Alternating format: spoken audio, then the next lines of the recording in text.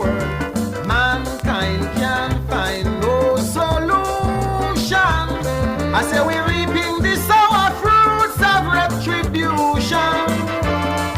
And I'm now convinced that we are violent, Lord, vulgar animal.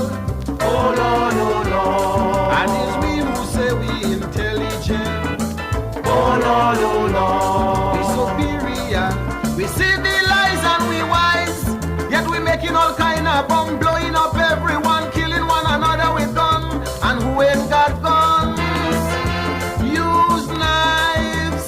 Lord, I say that the time has come for us to get on our knees and lift our head to the trees, to the very sky above you. Oh Lord, oh Lord. And let there be happiness in our soul. Oh Lord, oh Lord. Let there be love, not hate in our world. Oh, for the day when it come down in all his glory and say, let there be peace on all them fighting seas. Peace, peace, peace. Everybody shouting peace. Oh Lord, love and happiness is what we need. No one will stretch that loving hand. Everybody sitting down under us, watching the other man. While war and crime and violence gone rampant in every land.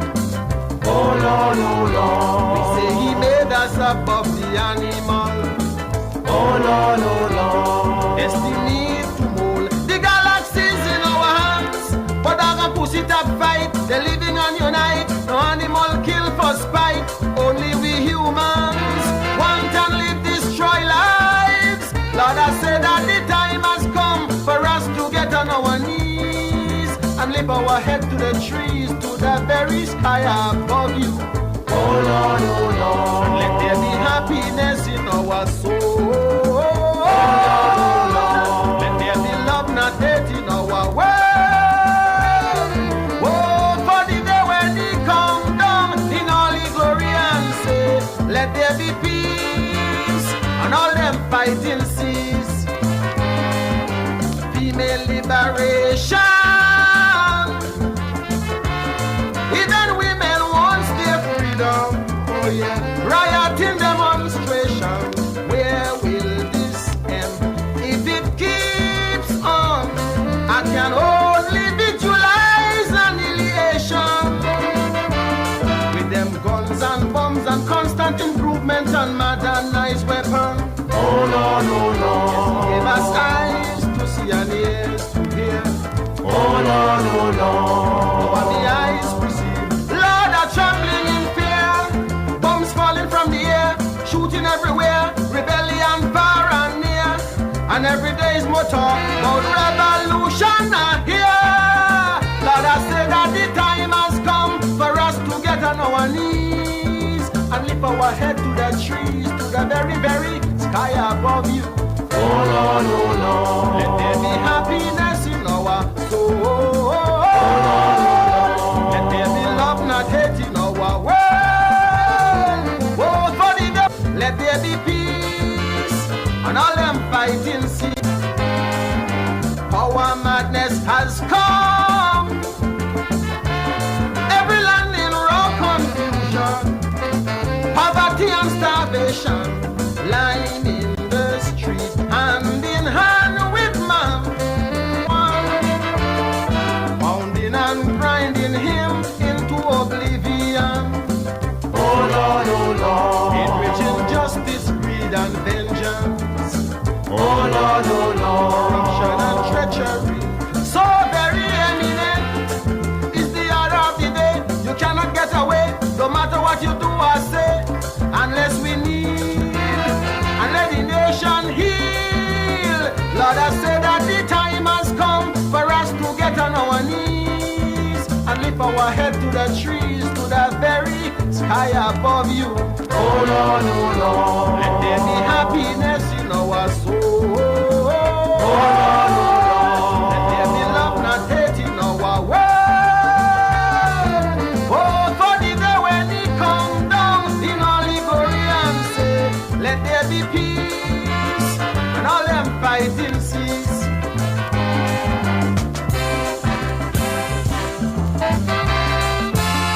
Zeitung.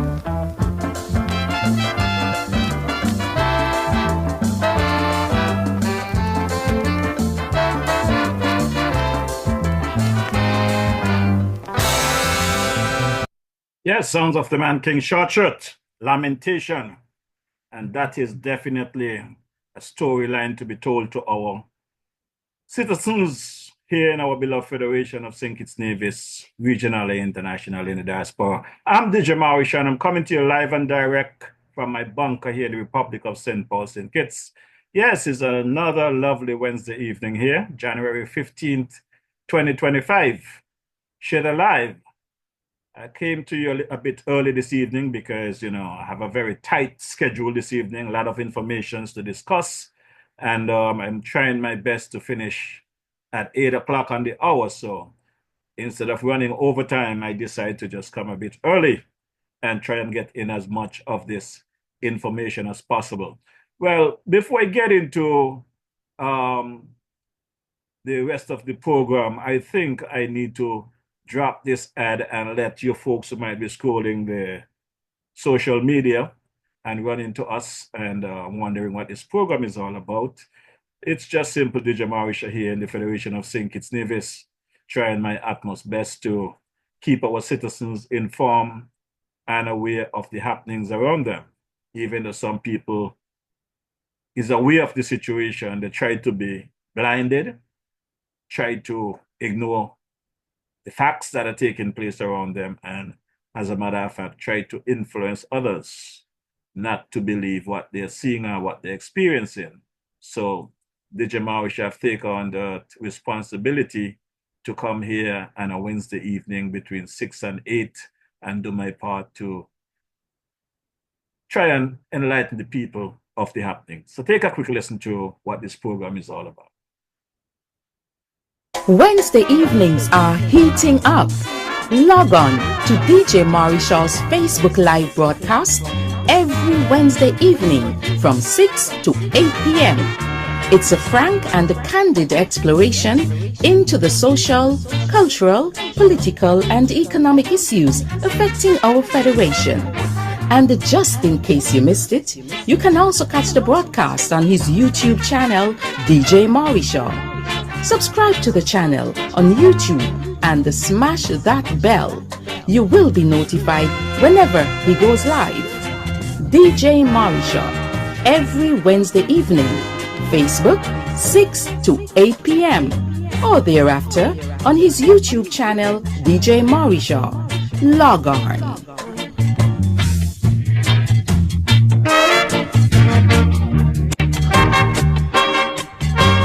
Yes, you heard it right. That's the DJ Maurice experience here every Wednesday. That's each and every Wednesday evening from 6 p.m. to 8 p.m. local time here in the Federation of St. Kitts Nevis.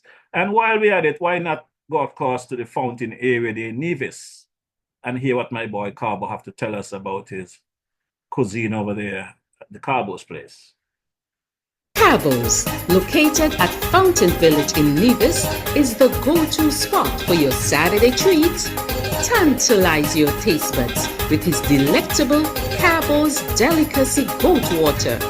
Or, if you prefer some soul food, then Carbo's Fungi and Fish is definitely the way to go.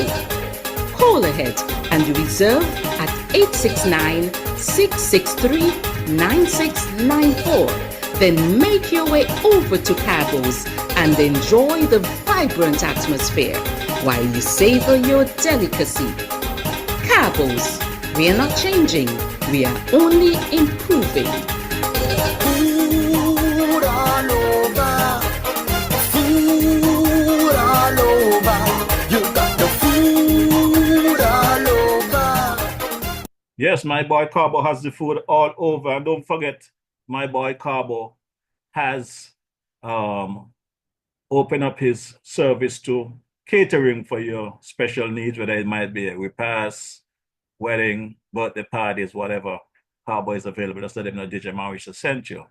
So let's take a quick listen to our girl there, Sister Carmen of Carmen Caterers. Girl Sandra, you know where you can find nice fresh local food 7 days a week, one provision and all kind of thing. Girl, where? Right down there by Shellings, by Carmen Catering Services, girl, she opposite the bus stop. Girl, and she also cater for weddings, parties, anything you want to cater for, funeral and all. Girl, and trust me, you're gonna enjoy the food. And she also selling bites and Sundays. Opposite the car shop, right down the main road. Girl, you could call 665-1494 or 663-6005 to order your food or go and pick up your food. Girl, the food will be finger licking and you get your money worth. You ain't want nothing better than that. You heard that Sister Carmen there at Shirley Bastis, right there across from the West Ferry Terminal, Monday to Saturday from midday until around 5, and on a Sunday, right there in the bus terminal there in Boyd's Village, right opposite the Agawa shop. Again, Carmen is also available for catering and all that good stuff. So check out Sister Carmen and let her know DJ Marisha sent you. Let's take a quick listen to my boy there, brother Malvin. Malvin comes there out of the Spectrum Band, leader and owner of the Spectrum Band there in St. Thomas, Virgin Islands. Let's take a listen to what they have to say. Hey, this is Malvern from Spectrum Band, and you're listening to DJ Marisha, playing you the best in Caribbean music. You got that? Hey, this is Malvern from Spectrum Band, and you're locked into DJ Marisha. Keep it locked. Right there. You don't move that dial. And my good people,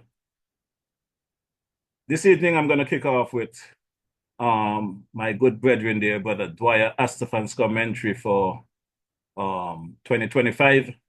Very timely commentary.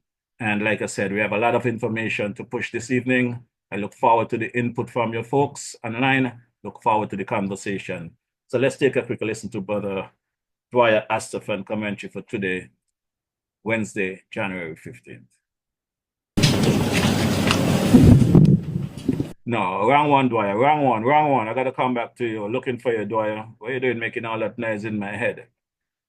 Looking for brother Dwyer Astafan commentary here, right? Right below here. So Dwyer went into the wrong file, but I just found him. So hang with me.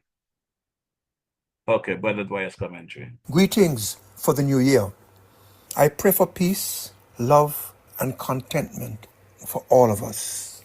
I pray for reasonableness, responsibility, and respect for all of us as we start this new year.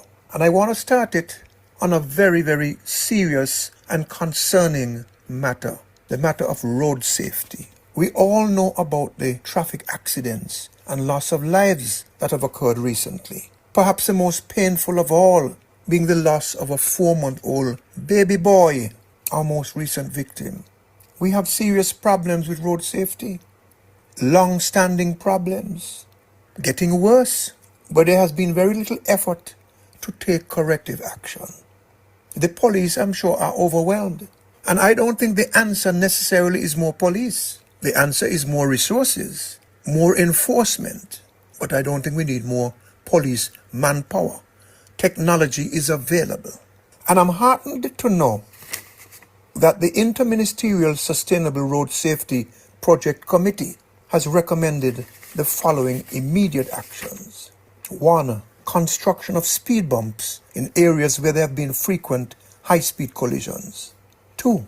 Amendment of the legislation for automatic ticketing systems on roads which are notorious for speeding and at traffic lights to penalize drivers who run the red lights. 3. Impose stricter penalties for speeding and dangerous driving violations, including demerit point deductions and suspension of driver's licenses. And 4. Enhanced road markings and signage at roundabouts. I think these are a step in the right direction, but I think we can and must do more. Let's start out with speed bumps. Where are the areas of more frequent high speeding? I would think parts of the Island Main Road, the F.T. Williams Highway, the Newtown Bay Road, believe it or not, leading up to Island Bakery and Best Buy, Frigate Bay Road, Frigate Bay itself, the Southeast Peninsula Road, etc. But how practical is it to put speed bumps in all of these areas? How would that affect traffic flows? Are there alternatives? Might it be more effective and convenient instead of putting speed bumps in these areas, and I'm not ruling it out, I'm just asking, to rely more on electronic surveillance and occasional officer patrolling.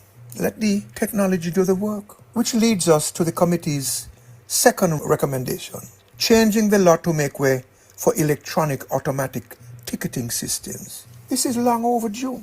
We have, as I said, to let the technology work for us to make our roads and our country safer. It takes pressure off the manpower resource and is a good revenue earner for the government, among other things. Of course, this raises a concern about something that we have generally not been good at: maintenance. This equipment, once put in place, has to be properly maintained. And this might be a good time for us to improve the standard of maintenance generally in the country, infrastructure and government facilities and amenities. And we citizens, individually and privately, the things that we own and are responsible for, we must better maintain them. And maintaining the electronic surveillance equipment for traffic safety and road safety is also very important to ensure that its findings are accurate, fair, and provable in a court of law. But this technology would be useful not only in detecting speeding and red light running, but also a number of other traffic violations. And the more the system can capture, the more tickets and the more summonses can go out, the more revenue the government can earn. And that added revenue can be used to provide for policing generally and to ensure that higher standards of safety are met. And the more bad drivers, bad motorbike riders have their licenses suspended, the more of them who are taken off the road, the safer it would be for everybody else. God knows we don't want to lose another 4-month-old baby. So there are violations that have nothing to do with speeding or running red lights that can be captured with good surveillance. For example, driving the wrong way on a one-way street. There's a little street that runs between Ramsbird Rock and the road there where Island Auto Supply is located. One way east. The traffic coming in the wrong direction is alarming. Nobody gets punished. I would hazard a guess and say that the government can generate $300,000 to $500,000 a year just monitoring that road. And it's not just about the revenue, not at all. I would rather the government not to earn that revenue. But in order to protect life and property, punishment has to be put in place in order to discourage the breaking of the law. Whether it is speeding or breaking the lights or anything else, we have to discourage, strongly and consistently discourage breaking of the law. Here's another violation: motorbike riders not wearing headgear, endangering themselves and others. And who will have to pay for that? For the police to come and inspect, for the ambulance workers, hospital workers, hospital facilities. That's a cost to the country. The human cost is the worst of it, but there are other costs that are eminently avoidable, and every step should be taken to avoid and minimize those costs. The equipment can pick up drivers who are not driving properly, not driving in a straight line, maybe on the phone, maybe drunk, maybe high.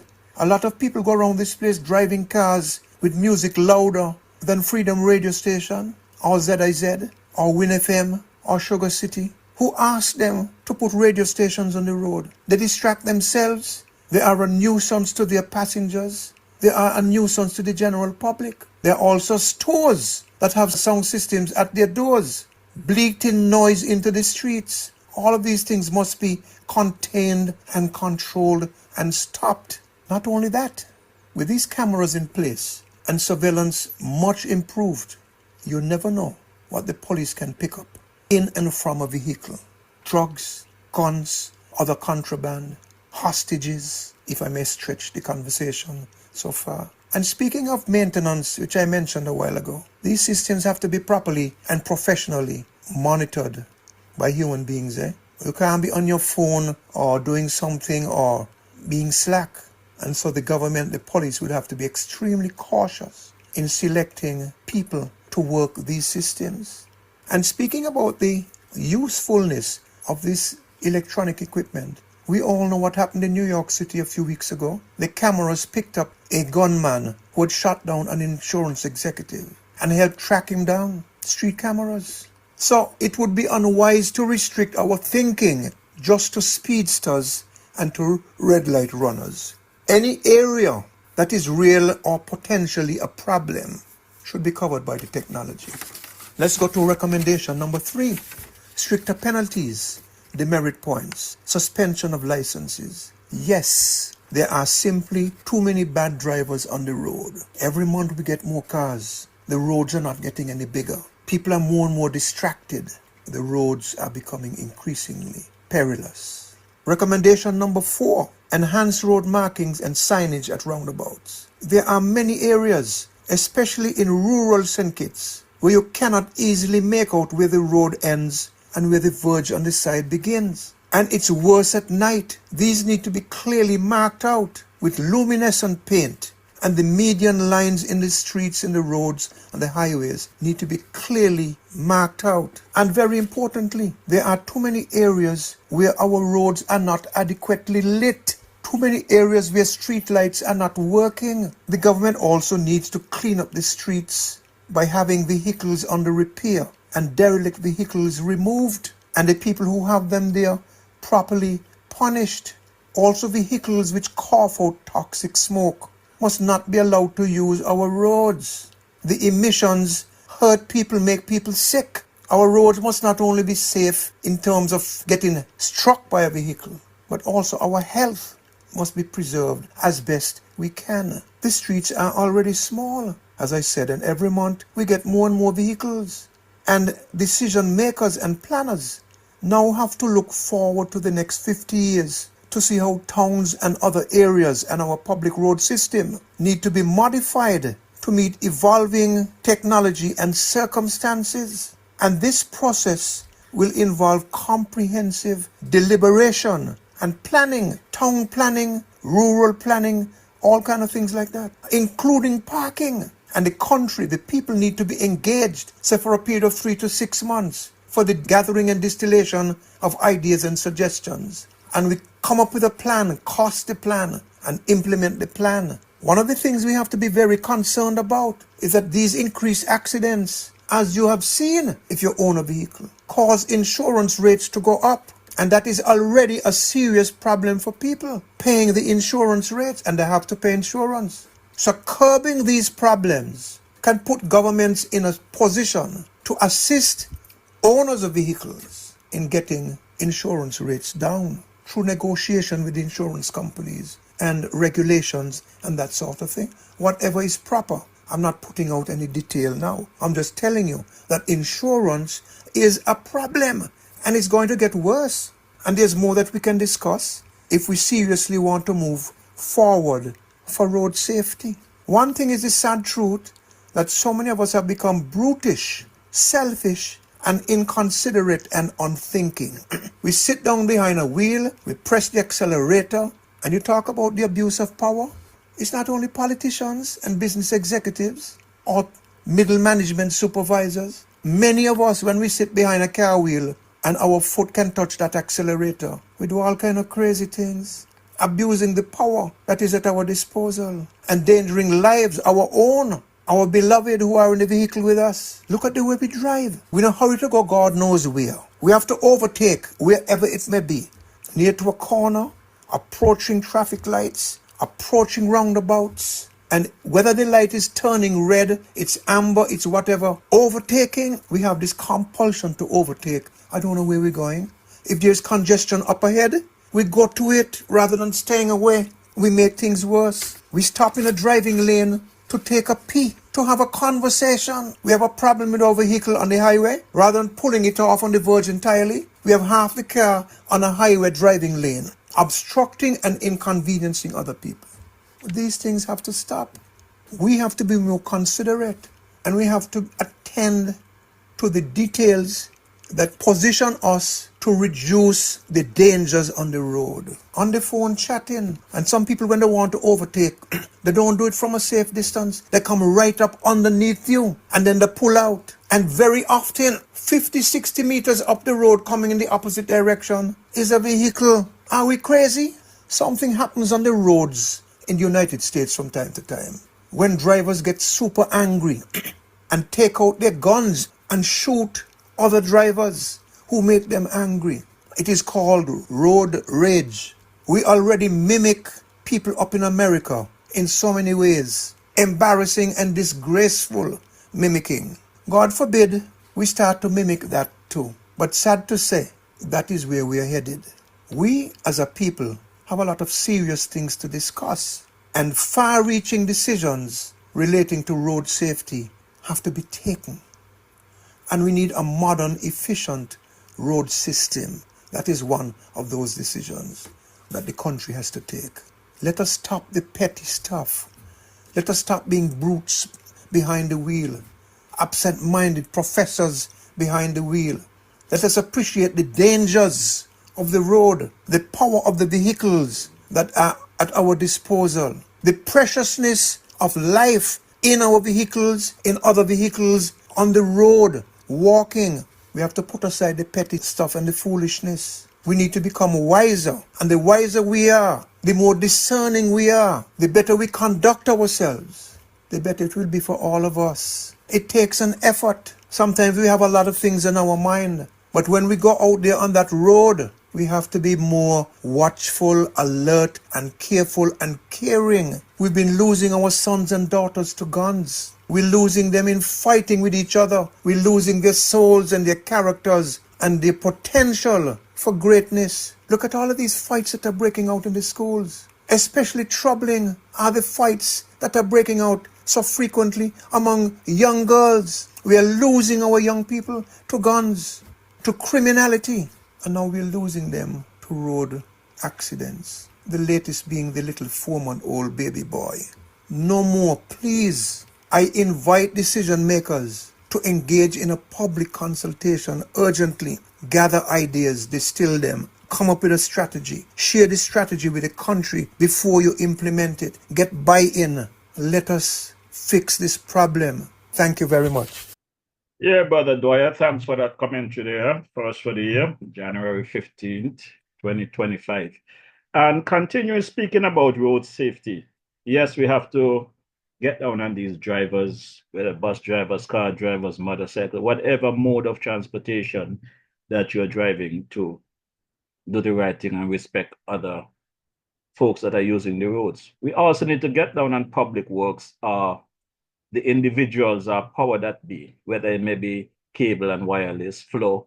When you're doing work on the roads and you guys dig up the road, even though you didn't complete the job for that period, I think it's very important that you guys fill in the holes temporarily. That will also eliminate some of these accidents.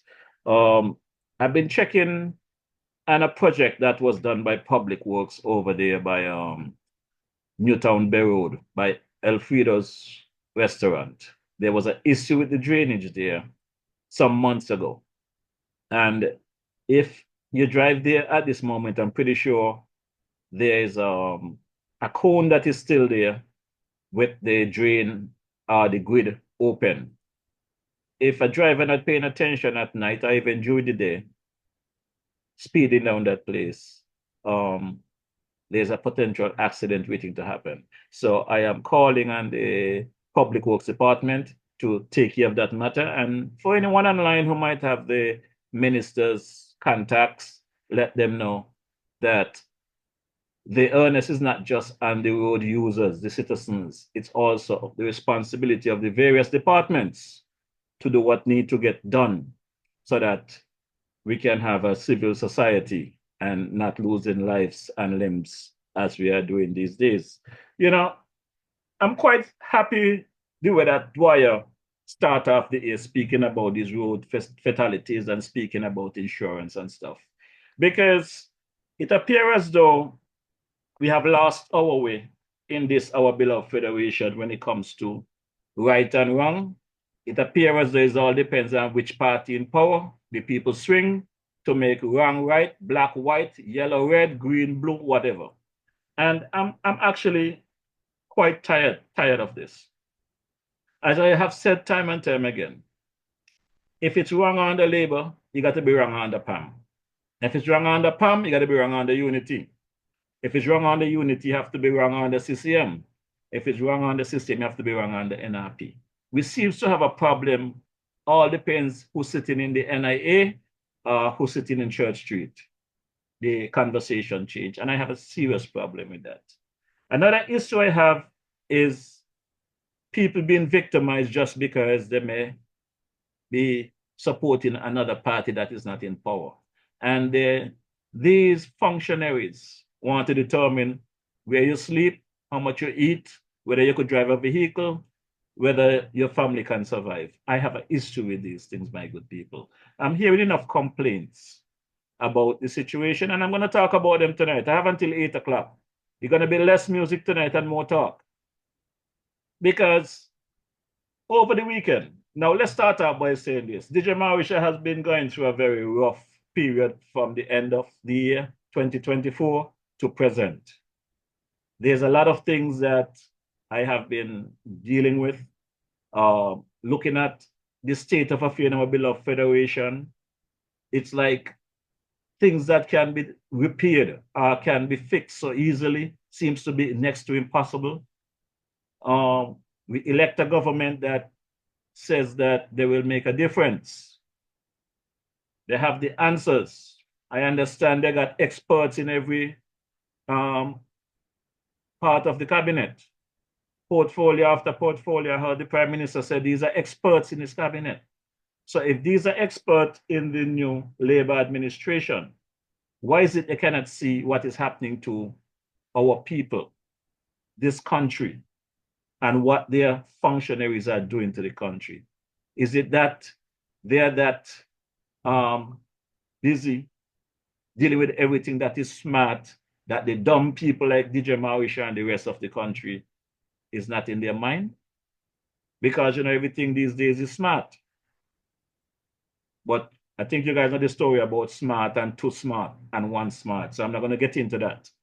But what I'm going to get into is over the weekend, I had the conversation with Brother Cance Edwards' family. And it's, I would be lying if I'm saying this thing is not eating me inside alive. The way that this matter has been handled. Even my boy Dwyer, I am quite shocked that my boy Dwyer has done commentary after commentary, and to date, nobody mentioned Brother Cance Edwards in none of their commentaries. There has been round tables, there have been cabinet meeting, there has been budget, no issue about Cance Edwards. And I had a conversation with one of his family members over the weekend, and there was a message that was sent to me that really hit me at the core. And it's very simple enough. The message we was communicating because, you know, see how they're doing and stuff like that. And Saturday, I received a message from a couple of his family members. And one of the message said, my beloved brother, sorry, I can't thank you enough for continuing to pound the media pavement and the matter of the negligence associated with investigating Cance's untimely demise. I am still awaiting a response from the PS in the Ministry of Health. I shared a copy of the letters I sent to him.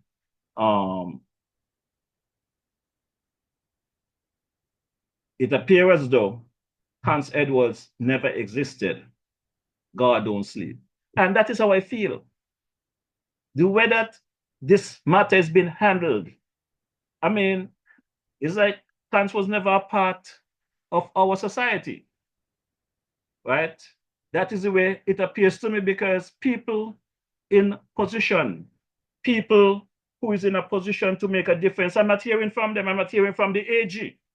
I'm not hearing from those civil organization out there. I'm hearing about buttocks for Sugar Mass and who bottom look good and who bottom look bad. I'm not hearing about Cance Edwards. I have a problem with that.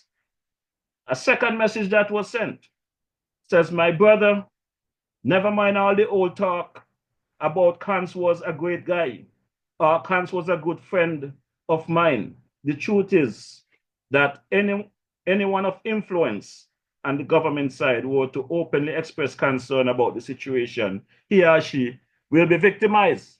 And that is a fact. I have people out there. I remember under the former administration, I had family members that couldn't speak to me, friends that could not speak to me because they will be victimized.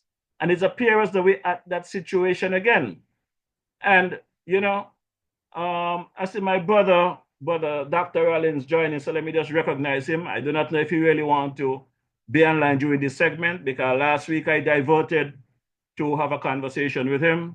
And the honest truth is, I am not diverting from this topic I'm on here until I finish it. So, Brother Rollins, if you want to come in now, you can tap your screen, tap your mic open, tap your screen, open your mic, or you can hold off. It's up to you. Good evening. I'll hold off. I just want to listen to you. Okay, no problem, because I have to deal with this matter, right? So I'll be with you shortly. Please do. Go on. I'll be watching. All right. So my good people, like I said, several of Khan's family have reached out to me. And it's a very sore matter because you find some people in power or in government or in certain areas, advisors to the Ministry of Health, that go on their talk shows and chat nonsense and chat fat. And if they was in the same situation, they wouldn't want it to happen to them. Because we got to understand this. Some people is of the opinion that the home that Kans was in should not be held liable for losing a whole grown 70-plus-year-old man. The reality is that based on information I have from the family that was responsible for Kans Edwards, Kans was living at his home in Middle Island. And once a month, the doctor used to visit Kans to give him his checkup. This doctor is the doctor that recommended to the family that Kans needed around-the-clock care. So if this good doctor with a home, a nursing home, going to recommend to the family that this man need round-the-clock care, this man was diagnosed and is a known dementia patient. So the family took the advice of the doctor because a doctor took an oath to take care of their patient.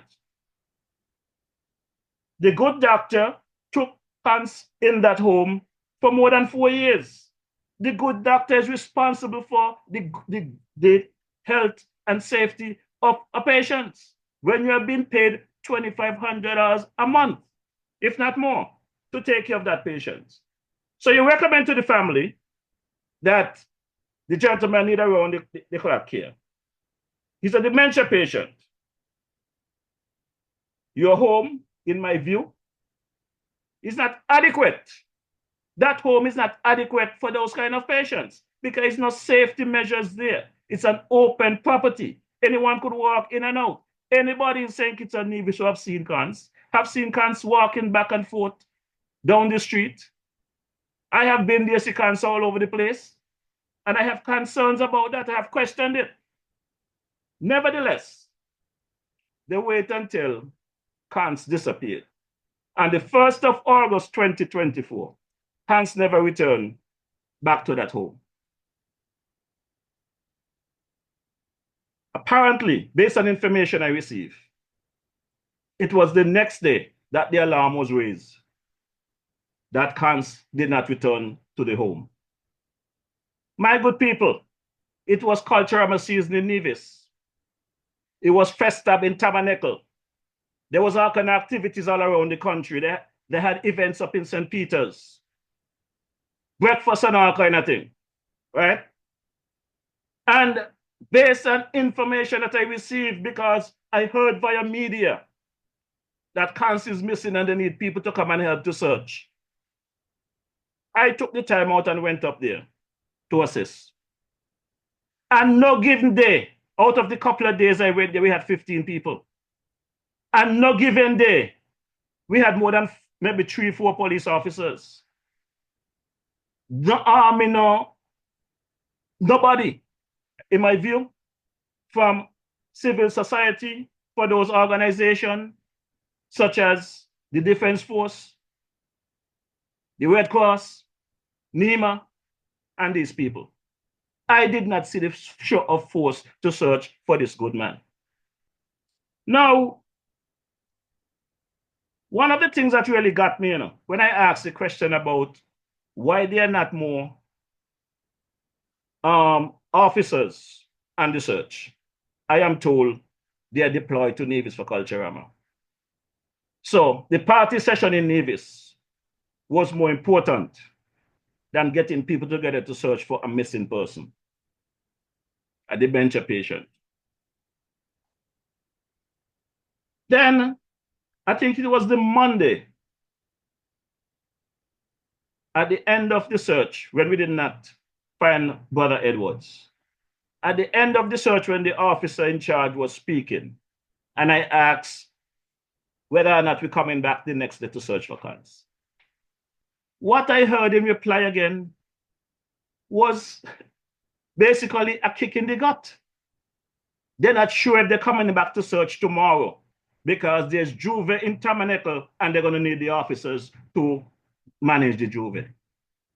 So basically, we got a man wandering someplace in St. Kitts, dementia patient, need medication, maybe have not eaten.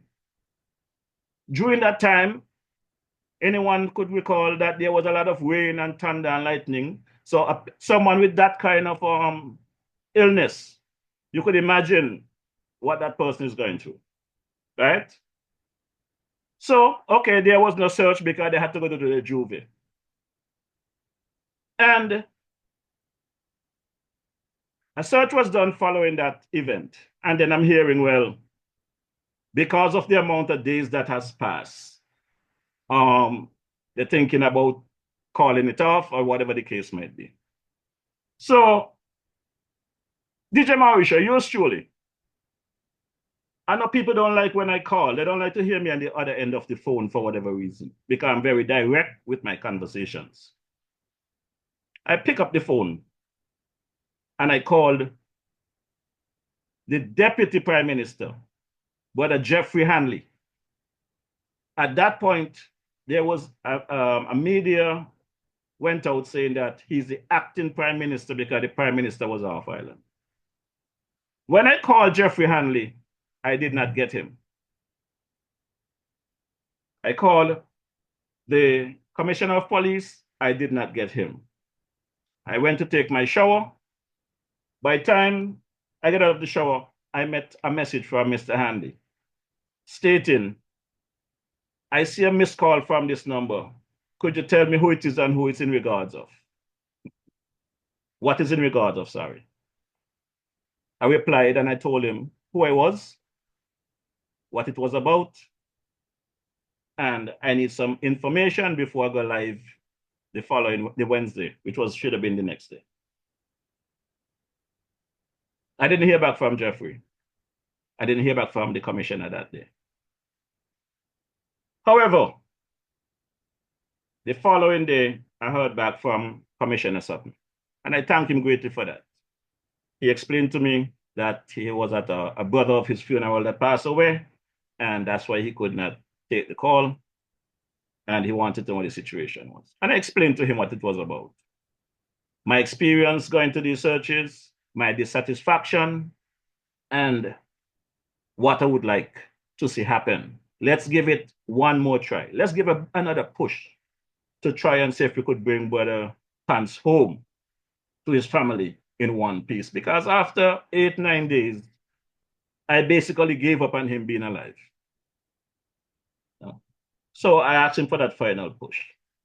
And Brother Sutton, to his credit, he told me give him a few minutes. And I think it was less than 10 minutes. He sent me a message stating that he spoke to one of his officers And they're going to put things in place for us to do the search that Friday morning, and we'll meet. And he's going to reach out to some other resources. Now, that Thursday afternoon, I went up to Newtown to see someone. And when I drove from where I was, I see a black Jeep park ahead of me where I'm passing. And I had someone with me, so I got evidence. Someone was in the vehicle with me. When I pull up, the acting Prime Minister, Jeffrey Hanley, was in the back of that vehicle. And I pulled up to the vehicle and I said, "Good afternoon, Honorable." Good afternoon, sir, whatever I said, I don't recall exactly at the moment, but I always refer to them as Honorable. And I said, "You saw God does deal with you guys.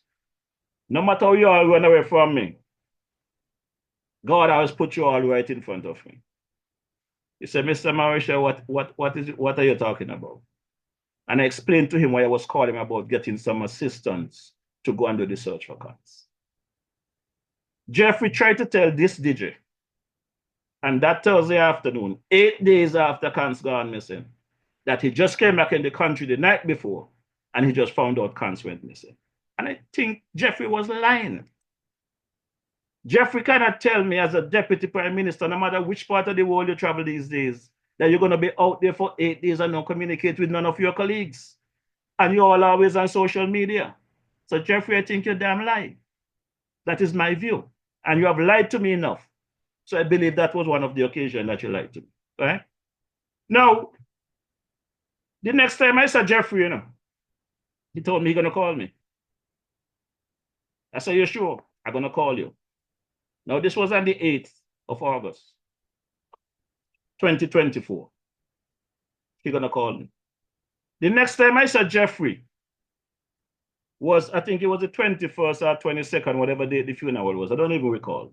But I think the 21st of August was the funeral of Kant Edwards. I didn't even realize that him and Dr. Douglas were sitting behind me. It's when I got up to do my tribute, I realized they're sitting there. And I tell you, I was bursting.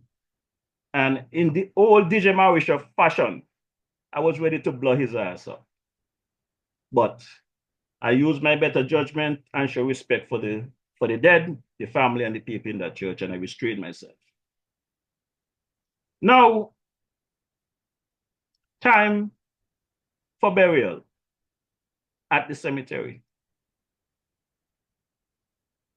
When I saw the Honorable Congress Maynard and Jeffrey Hanley both have a wreath resting on the tomb of Kants, again, I was as pissed as hell, because I want to know.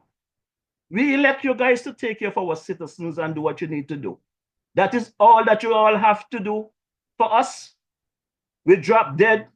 You use your constituency funds to buy a wreath for $150, $200 to rest on our tombstone, and that's it. Because that's the way I say it. Again, I walk over to Jeffrey after he put the wreath on Kant's grave. And I said to him, "Honorable, I still need to speak with you." He said, "I'm going to call you." Well, my good people, we're talking about, I think it's around the 21st, 22nd was that funeral of August, 2024. We are in January 2025, the 15th to be exact.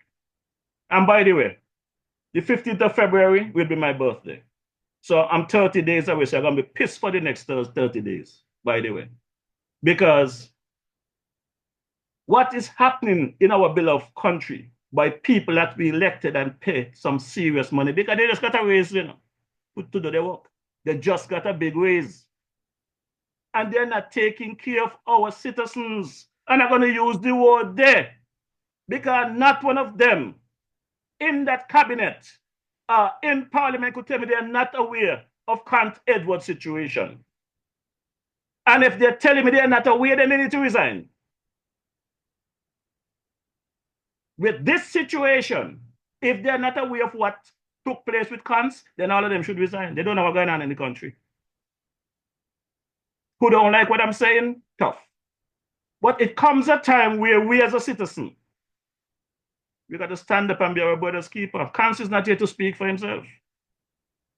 Kans used to sing some long song.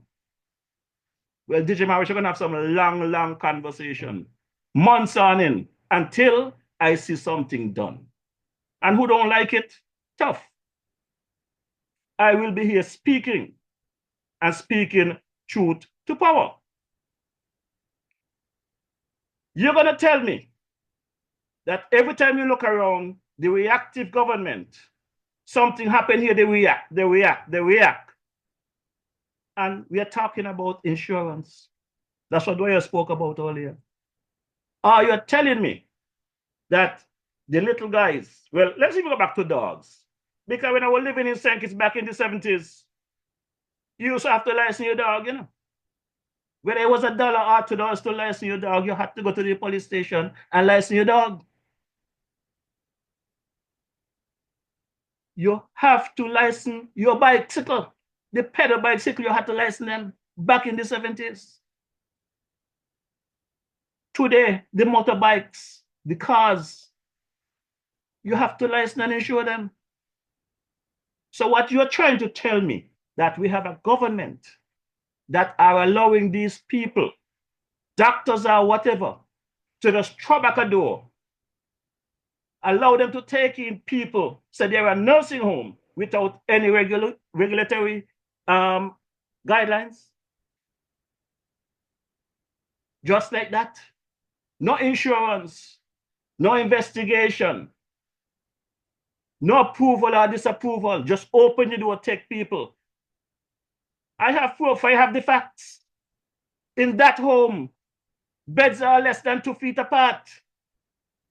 There's no curtains, there's no privacy. People taking a shit in front of each other. That is what I see there. My good people, as I sit here, following the situation with Hans, I went to the Ministry of Health. I had a conversation with the CMO, and Dr. Hazel Laws, and I present my argument to her. She told me she had sent out a team to do some investigation, and she was waiting on the team to bring back their report to turn it over to the PS. This is more than 5 months ago. Okay? This is more than 5 months ago. Now, during that time, I dropped 2 letters there. One from myself and one from the family members of Cans Edwards. And there was another family from Cans who wrote a letter. But you're going to tell me, after 5 months,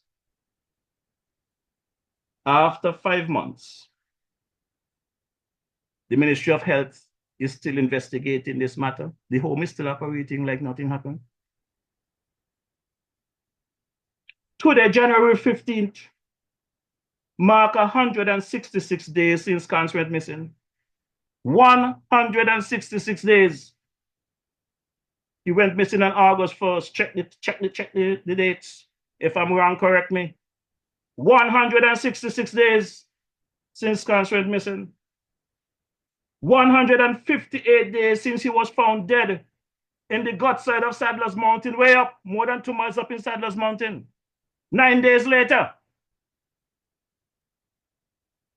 And if I must say this, according to the autopsy report, when we found him, he died within hours of when we found him.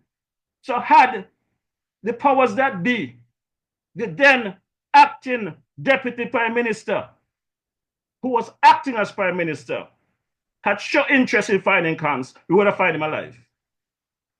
Because that morning when we found Cans, his condition was clear from my guessing that he did not die long, and the autopsy I've described has explained that. We have to have a heart. It's been 146 days since his funeral. And you're going to tell me 146 days gone since we put Cans up in Springfield, and the Ministry of Health cannot come up with some answers for the family? The police department cannot come up with information for the family? But there was an incident last Saturday.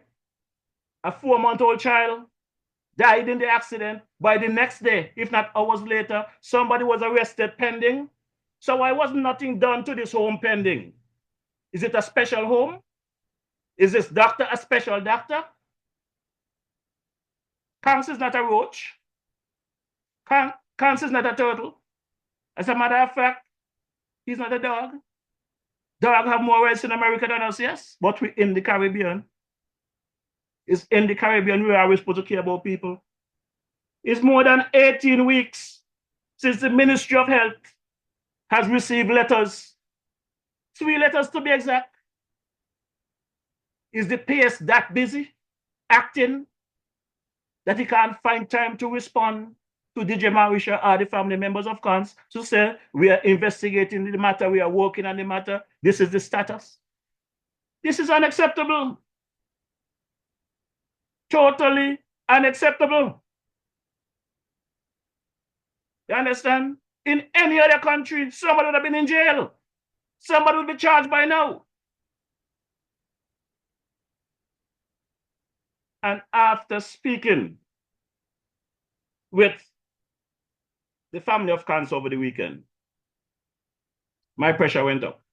I don't know how to suffer with pressure, but my pressure went up. Had other things going on with me, my pressure went up.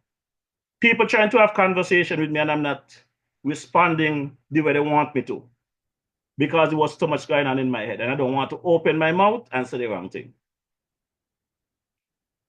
So, for peace of mind, I went back and I look at Hans Edwards' funeral.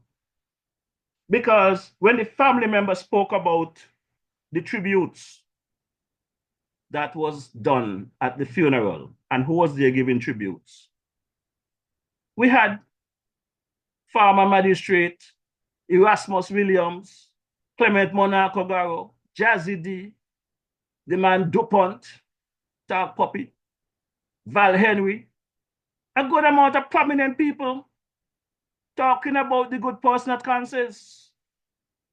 And they will not allow this thing to die. Cans would always be remembered. But nobody remember Cans.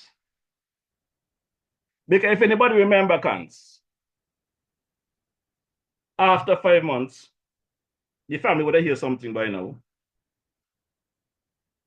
The family would have definitely heard something by now. After 5 months. But the family have not heard anything. The DJ here have not heard anything. So after listening to a few of those tributes at the funeral, I actually went to the police station. Not to the police station, sorry. I actually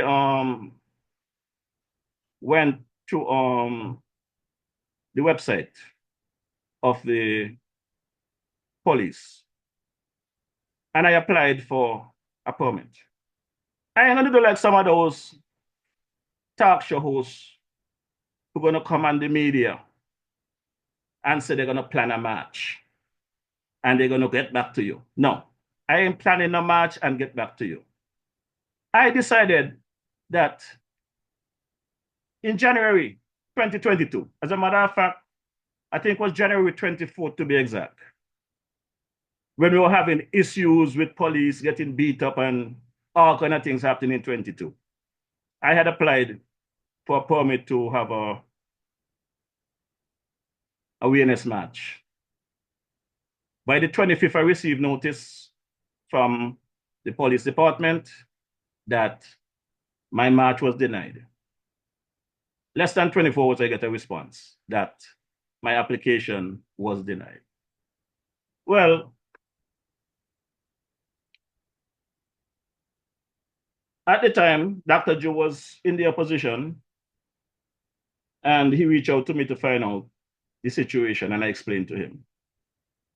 And he didn't waste time going on his social media page, his Facebook page, and he put a post. Let DJ Marisha march is his right. Well, I put in for a permit on Monday. Today is Wednesday. To march, to bring awareness, to invite some people to join me on the streets on February 7th. Because February 9th going to make 6 months of this situation since Cans was found. And since the 9th going to be on a Sunday, I think, a Sunday or a Monday, I decided to do it. I think it's a Sunday. I decided to do it on the 7th. I applied. I paid my fees. When I checked today, my application is still pending. Well, I want to know if the police department could have responded to me in 24 hours to deny my right to march. And the then leader of the Labour Party cite fit that I should be approved to march. And I should have been approved to march because the reason they gave for me not getting the permit to march was because of COVID. And putting 100 people on the street was endangering health and safety. That's what they say. But the same weekend, they had a big session up in the community center in Atlas. So definitely I went back at them and eventually they approved the march. But when did they approve it? They approved it the morning of the march. So I didn't have much time to notify people about the march. But we got a good crowd still. And that march had some people in there that would not be with us this time around when this march approved, because I am putting it to the government and to the police. I'm not disrespecting you all. I'm not being no bad boy. But this march needs to take place. And even you, the ministers of government, you all need to come out on the street and show support for these changes. All walk of the community, whether you support PLP, PAM, Labour System, NRP, you all need to come out and show your support on the 7th of February from 4 to 6 p.m. And guess what? If the march is denied, you all know what I did in 22. Since I couldn't walk with 100 people on the street, I walked by myself with 10,000 on social media. Simple as that. We are going to meet at the Circus Club at 4 p.m. I will not give the route until I get proper approval because I am a law-abiding citizen. But we got some people across the Nevis, the Green Team. I don't know if you all can recall sometime last year. Is it last year or the year before? Because there was worrying about the unfinished hospital ring in Nevis and nobody making a move. They're just talking. And I told them they need to put boots on the ground. You need political action. Nobody making a move. And some of those fake supporters of NRP and fake supporters of DJ Marisha, when I said I'm going to put in for a permit for a march, they say, yeah, wait. But guess what? The permit was approved. And when DJ Marisha showed up in Nevis for the march, the same Green Team, the same NRP, the same leader of the NRP, Honorable Janice Daniel Hodge, and she team boycott their own march. They ain't no Marisha nothing, you know. My mission was accomplished. I brought awareness to what was taking place on Nevis. And I done. Because one thing I can say, no matter what they say about Premier Brantley, Premier Brantley is leading them by far. Because he tell us in St. Kitts, stay out of Nevis politics. We just don't understand it. And he's correct. I didn't understand we got so much jackasses in Nevis. So they're running for office. Because if they were sensible people, they wouldn't boycott their own march. That is beneficial to them. So, Carbo, I'm giving you a message tonight. Some weeks ago, I'm scrolling through YouTube, and the Honorable Janice Daniel Hodge was on with Mr. Manners on a Monday night. And I heard her make a statement about some people in St. Kitts talking about doing march. They got the problem in St. Kitts Why don't they go march? We tell Janice that I say she's invited. She have a personal invitation from DJ Marisha to meet me at the Circus Clock on the 7th of February at 4 p.m. Come, let me show her how it's done. Feel free to walk in the streets of your federation. You want to be politician? Act like politician. Stand up. The politician then, you can't just sit down there in your corner and wait to be elected. You got to go to the people. Take up all your lazy ass and stop cussing Jew and cussing labor and show them that you are serious. Because if you're all in serious, they ain't hearing you. Marisha is serious about these changes. This thing with Cance Edwards, changes must come. Not for that home alone in Sadlers, but for every healthcare system in the Federation. Director of Sugar Mass at the moment. He is a board member of ZIZ, where Cance was for many years. So they should have more interest in Cance than I do. All of them was Calypsonian together. All of them is about the same age group. But nobody want to feel the pain. If you want to be successful in life, it cannot just be about you. You got to feel pain for other people as well. That I do on a regular basis. I feel pain, not for Marisha, but trying to do right for other people. So let's take a listen to Mr. Monarch doing his tribute. Good afternoon. I know Mr. Henry said that I'm a former manager of ZIZ, which is true, but I'm also a Calypsonian and the current director of Carnival as well. And as most of you would know, Cance played a very integral role in our carnival here in St. Kitts. So on behalf of the SKNNCC, that's the St. Kitts Nevis National Carnival Committee, we'd like to pay our deepest respects to Cance Lord Black Buffalo Soldier Edwards, a man whose legacy in National Carnival will never be forgotten.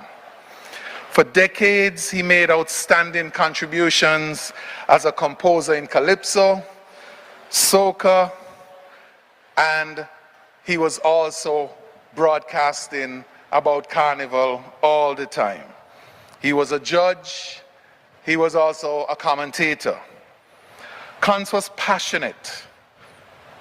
He was an advocate for local music, especially calypso, and was a familiar voice on various radio stations in the Federation and in the Virgin Islands, including the popular National Showcase on ZIZ every Tuesday night, always promoting our cultural heritage.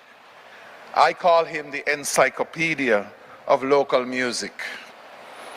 In the 1970s and the 1980s, his insightful reviews of calypso competitions from the 10th to the finals in the weekly newspapers were a staple for many, as they offered engaging and thought-provoking commentary.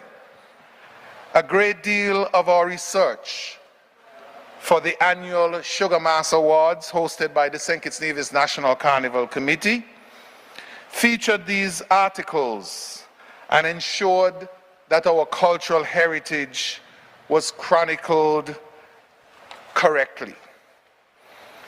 His dedication did not go unnoticed by the National Carnival Committee, and in 2021, he was honored by being named the Grand Marshal of Sugar Mass 50. It was a 50th Carnival celebration, or National Carnival celebration. That was done in recognition of his numerous contributions to our festival. On behalf of the National Carnival Committee, we extend our heartfelt condolences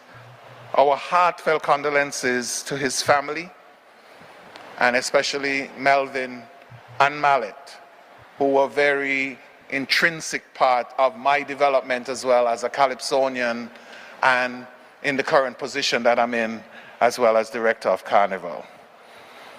So we extend our heartfelt condolences to friends and the entire carnival fraternity. His spirit and passion for our culture will be sorely missed. Yes, that was a tribute well fitted for the occasion by Clement Monarch Agaro. Lovely tribute. But what I want to do, what I want to see, is action behind that tribute. Not just words at a funeral, and when the funeral is over, it's done. So that was not the only tribute. There was another tribute that caught my eyes by another legend, a senior person at ZIZ, in the person of Jazzy D. So let's take a quick listen to Jazzy D.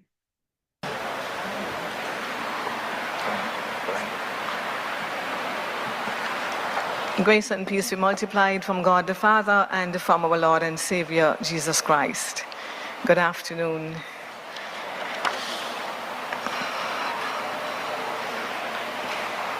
I wanted to sing one of Conce's calypsos, but I figured we would not leave in here in a timely manner. So I wanted to sing Z-I-Z, call it Ziz. I love his words in that. First it was a buzz, now it's a bliss. The station that was, now is, still is. Z-I-Z, call it Ziz. Working with Cons. When I began to work at ZIZ in 1991, I had to sit behind the DJs. We were trained. We did not go on the air just like that. So, as announcers, we had to sit, and I had to sit behind Via Galloway and Theo Clark, Cheryl Ward, and I had to sit behind Cons, and he was so fast. Bam, bam, bam, moving things. I couldn't catch up with him, so I asked Miss Manchester, please don't let me train with Cons, because he'd just be going full speed, you know? And so I used to look at him because he always bobbing and he's singing the calypsos and he playing the calypsos. I used to like how he took to the calypsos. I think that's where I get that from, loving calypso so much and enjoying them, because he had a love for it, the art form. So on behalf of ZIZ Broadcasting, the now ZIZ, I bring extend condolences to the family of Cons Edwards. I know that he was not a slow-paced man, so I couldn't sing nothing slow. So I just want to minister this song in Calypso, this hymn.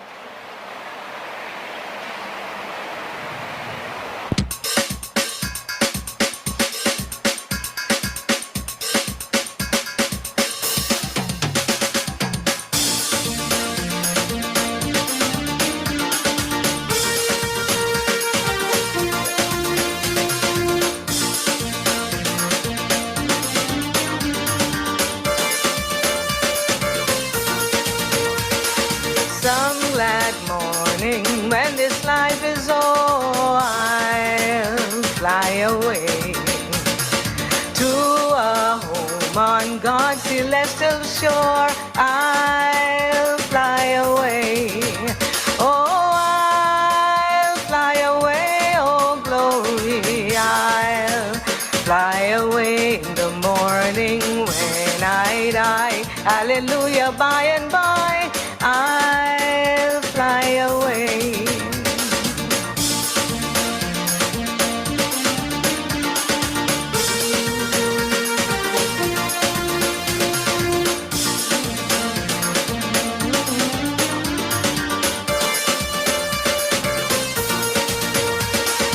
When the shadows of this life has grown, I'll fly away. Like a bird from prison bars have flown, I'll fly away. Oh, I'll fly away, oh glory. I'll fly away in the morning when I I die, hallelujah, by and by, I'll fly away.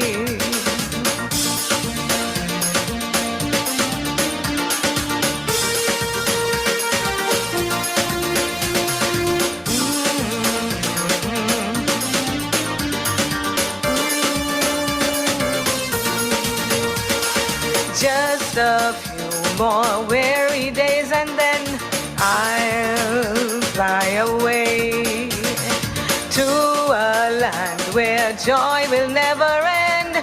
I'll fly away.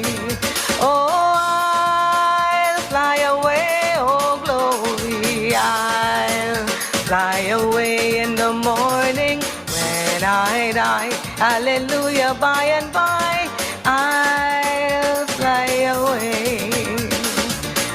I'll fly away, oh glory.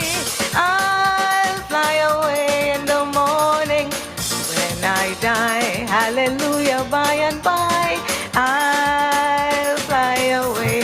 Sing with me, I'll fly away, oh glory. I'll fly in the morning when I die. Hallelujah, by and by, I'll fly away. When I die, hallelujah, by and by, I'll fly away. Yes, very nice tribute by Sister Jazzy D there. I just love when that young lady sings. It doesn't matter what genre of music she's singing, she just have that lovely voice. And I thank everyone that made their contribution at that funeral. The tribute was endless. Some of them was lengthy, which is in the same spirit of Brother Hans Edwards with his long, long songs. But something needs to be done now. Hans' death cannot just go without any kind of changes. The family need answers. The healthcare system need to be changed to adjust to what is needed, what is required. You know, they like to use terminology about banana republic. Banana go all over the place. But we supposed to got sense. Don't listen to patches about 90 plus of us will fail a common sense test. Sister Hazel Claxton, good evening. You know, when I drop me call, me no call no foul, and you know you're one of the realest people around. So what I'm talking about and the green team is that for you, right? But my good people, yours truly did a tribute as well, you know. Yours truly did a tribute as well. And I dropped short of busting a couple of Fs. So I want you all to hear it for yourself. Because I'm always in way form. I am the choice of the choice you're going to find. It doesn't matter what forum I am in. You're going to hear the real deal.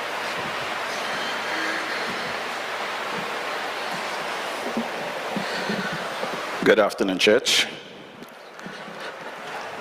I must start off by saying I'm quite capable of delivering one of those long songs that Hans would present, but I'm not going to do it to you guys. I know the situation, so I'm going to try and make it very brief. My name is Jeffroy Marisha, aka DJ Marisha. Hans and I, and my journey actually started back in the early 80s. I don't remember exactly when, but it started because of our love for music, our love for people and community. I was living in the Virgin Islands at the time when I met Hans, and doing my DJing and stuff back there, like the earlier speaker said, Hans has been following things. So he knew my talent, promoting shows and DJing. Upon my arrival into St. Kitts, I met him in the city. We had a few drinks. Some of those spots that we met was places like Tony Berry, Barb's and Central Street, and the Mean Machine, Al Green Day and 4th Street. That is where we used to have our daily meetings. Hans and I had a love for music, but not just a love for music. We had a love for eating fried fish, drinking Carib, So whenever I visit the Federation, that is what we does.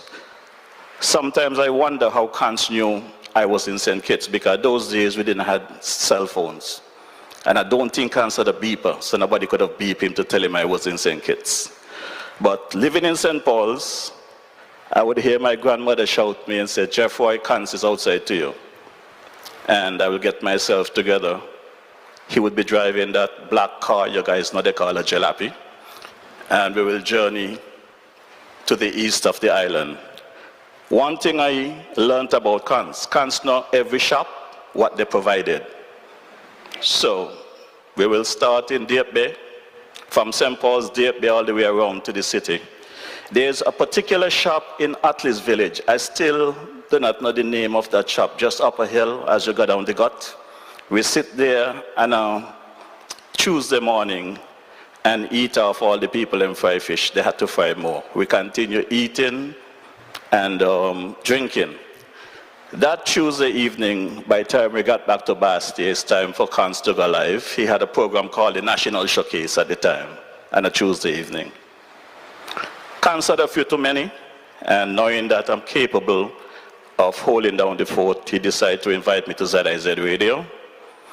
When I got there, he explained to me what the situation is and whatever. He showed me the mixing board. I asked him to show me what was on what. The 8-track that we had at that time, the cassette deck, and 2 turntables. ZIZ back then is not what we have today. Many of those DJs we have at ZIZ today will not be able to operate ZIZ at that time. We heard Jazzy spoke earlier about how busy Cans was. When I work with Cans is working in real time, recycling. And why I say recycling, I sure Vay can remember there was an 8-track that they used for the news. Cans' editing machine was a Gillette razor blade, and a piece of wood where he's going to cut, splice, cue up, listen, tape with a scotch tape, and say, "Marisha, push up, fader." Continue. Marisha, push up, fader, pull down, push up, fader. And this is how we were going in real time back and forth. There's no way I could have delivered the news and any evening on my own. Cans had to be the one doing the editing. And as I said, his edit machine was a Gillette, razor blade, scotch tape, and a piece of wood. I do not know how we get through it, but we get through the night okay. Now, as someone said, Cans don't sleep. I do not know how he do it, because he got me into a situation one night where he put on a very long song. Some guys was hanging out down the road by Bob's, and we got down by Bob's, had to drink, and got back to the station in time before the song finished. And basically, this is the things that Lord Black used to do. Lord Black, the Calypsonian, I love his lyrics. I love his messages. And folks might take it negative, but if you really love culture and you love music, what the Lord Black presented in his songs is nothing but hilarious, educated, and otherwise. This song that was banned, that was called The Message. I don't want nobody come up here and say that they banned it because it was too long. They banned it because of the lyrics. He was hitting the government, and they banned it. That's why this song was banned. And he came back with a good hitter. They banned me song Something Wrong. They didn't like that either. He come back and he tell them, "I love how you're killing me," when they start pressuring him. And when the pressure was too hard for them, and they had their Mongoose coat, and he write them the letter he write them, they fire him out of ZIZ. He said, "Ah, you killed me now." And basically what he was simple saying is this: all my life I've been on ZIZ, this is all I know. I don't know how to do anything else. So when you're all going to throw me away, how am I going to survive? I understand he was not just a Buffalo soldier, he was a cat, because he landed on his feet at the scenic railway. I am happy that some of you in here this afternoon, did not take his song literally, don't come to my funeral. Because like I said, when Kans wrote those songs, he was singing from his heart. And when Marisha speaks, he speaks from his heart. I don't have to write down nothing, because it comes straight. There are some things better left unsaid, as my grandmother would say. I see a good friend of mine, a villager sitting in the ground there from St. Paul's, Dr. the Honorable Denzel Douglas, current former foreign minister. I remember one time he said to me, Marisha, when you hold a mic, you don't know what to say, I know what to say. I want them to know what I'm saying because just like you. But there are some things they're going to hold back today until the appropriate time. So, Honorable, welcome. Honorable Deputy, welcome. And I see also I think is our first Prime Minister there, Honorable Simmons. Welcome. Lord Black and I have had several conversations. And the honest truth is, the Black was someone who is very special. Very, very special. Because my career in radio today, across the region, internationally, locally, and otherwise. If it was not for Kans, I would have never been a radio DJ. I had no interest in it. I did not go to school for it. My mission as a DJ was just to blast my power and bust all the DJ on the road. As long as I overpower those DJs on the road, that's all I was interested in, not for radio. And from being on ZIZ, first and foremost, I think I should say here now, because Jazzy is here, Kans used to be up late at night, as Via said earlier, 5:30, sign off and go home. I was the first disc jockey that went until morning until somebody relieved me, which was Jazzy D. And that is the history of ZIZ and Kans. But Kans made me a radio disc jockey. I thank him for that. I met most of his family in the last couple of days, his daughter Garolyn, Cancel, and the grandkids. I want you guys to understand, as Brother Carlton Dupont said earlier, all of us gonna go through that phase, all of us have to pass. But the way that things are done, it makes you question life and question things. Why Kans? Why this way? And you could why for the rest of the year, you still may not get those answers. What I want you guys to know is that Kans was a good person, very hardworking, very caring, very helpful, will give of himself, will give his last to ensure that whoever he's dealing with, that they are comfortable and they're satisfied. I got a little antidote a while ago from one of his brothers, and I'm going to share it with you because I don't want to die with nothing in my heart and then the heart don't go away properly. I just found out that Kans did not speak as a child until he was 6 years old. And that speaks volume. For someone who did not speak until they were 6, those long songs make up for all those years he didn't speak. So, my good people, I just want to say in closing that just have Kans tried in his own way to do his thing. I ask that we try as a community to be the better community that we was like back in the days. Growing up in St. Paul's, everybody was everybody's keeper. Everybody eat from everybody's house. Nobody's hungry. I'm going to take this opportunity to appeal to the nation. Let's put down the guns. Just put down the guns in the name of Kans Edwards. Let's be a person that Kans Edwards was. Let's make this death, his sacrifice, something to look forward to for a better future, a better St. Kitts and Nevis. Thank you.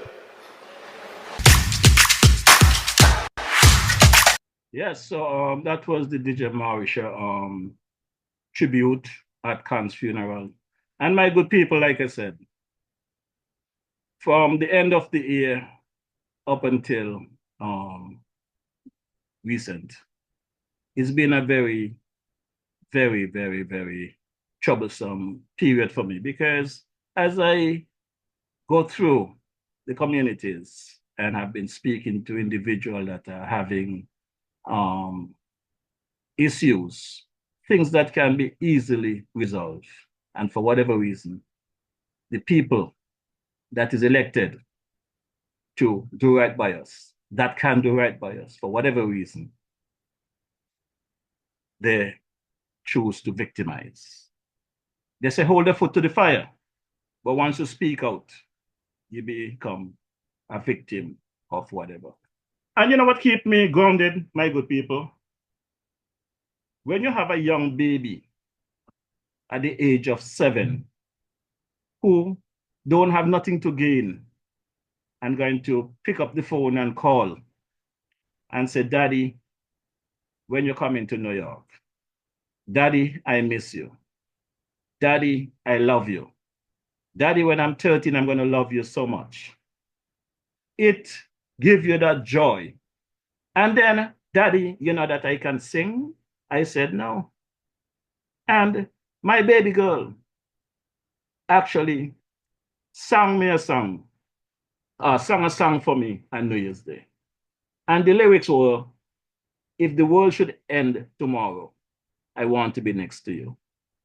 And I asked my baby girl to have her mommy record the song while she's singing it and send it to me. And I'm going to share it with you guys. Things like these is what keep me grounded. Not the bad-minded people out there. Hi, Daddy, so I'm gonna sing that with a smile. I know what that means. Cause I realize every day that's where I follow. Nobody's promised tomorrow. And I it's the last night, like it's the last night. If the world was ending, I wanna be next to you. If the world was over, I wanna go through. I love you just like and die with a smile.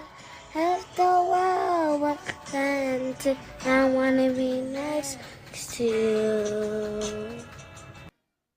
Yep. So that's what my baby girl sent me. Nobody's promised tomorrow. And if the world should end, she wants to be next to Daddy. Tap your screen, Brother Rollins, open your mic. I think I rant enough for now. Good evening, sir. Good evening. You did well, sir. You did well. I observed the passion in your voice. I can see in your eyes that you meant what you said. You felt what you were talking, and it shows how close you and Cons actually were. So yes, I'm with you in terms of how Cons, the kind of person Cons was. He was also a friend of mine. You know, in the early days, he was a part of the people who made GI's Brass famous. He's the one. As a matter of fact, many people don't know this, but he was the one who actually gave us the name Elimat and the GI's Brass. We actually used to be called the Group Impressions Brass. It is Conce Edwards who, when advertising the dances, used to say Elimat and the GI's Brass. And that's how we became Elimat and the GI's Brass. He was dabbling with Calypso back then, and that's how he ended up getting the name Lord Black. So I know him very well, not as well as you did, but I can see the pain in your body, in your eyes, and in your voice. But well done, sir. I am sure wherever he is listening to you. Yes, unfortunately, he can't hear me where he is.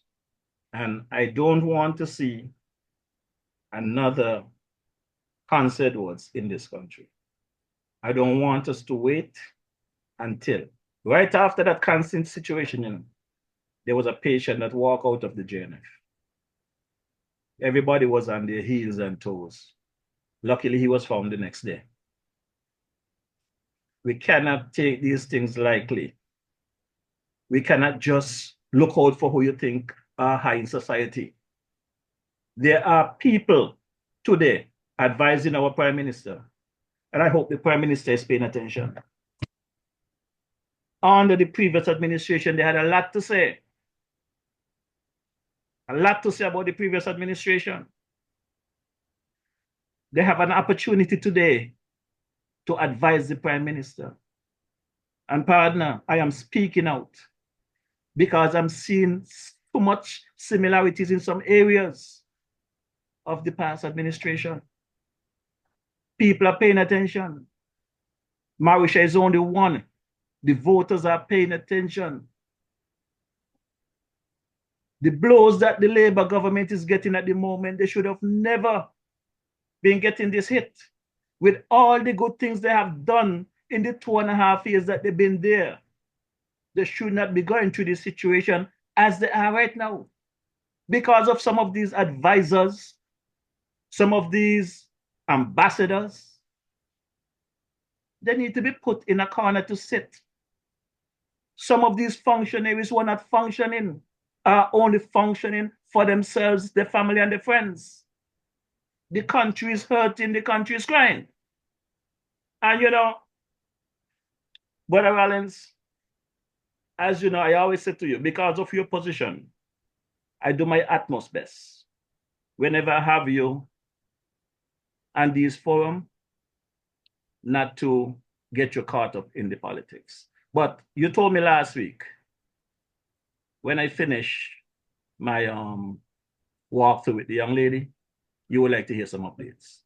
So I have to give you some updates. And surprisingly, on a daily basis, when I'm coming to the islands, the villages are full with people on this sidewalk, hanging out at the bar. We stop, have a talk, have a drink, whatever. It wasn't much people on the road last Thursday for whatever reason. But we was able to speak to a few people. And I found out through that conversation with the young lady that she lives in the diaspora. She only been in St. Kitts back and forth within the last 9 years, and she really not familiar with the rural areas. So the conversation I was having, she would not be familiar with when we speak about poverty in certain areas because of where she is living.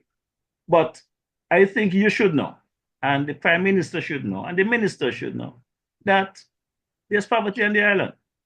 Ain't no question about it. It all depends on how you look at the poverty. I think last week I gave the summary of Google of what is poverty, and it sits straight with everybody, because if you go back to the thread last week, by the way, I want to congratulate you and thank you again. The report from last week on the thread, from the phone calls and the messages, the online viewers was very impressed and happy with our conversation and your presentation. So I want to thank you for that again. Now that I have you public, I thank you privately.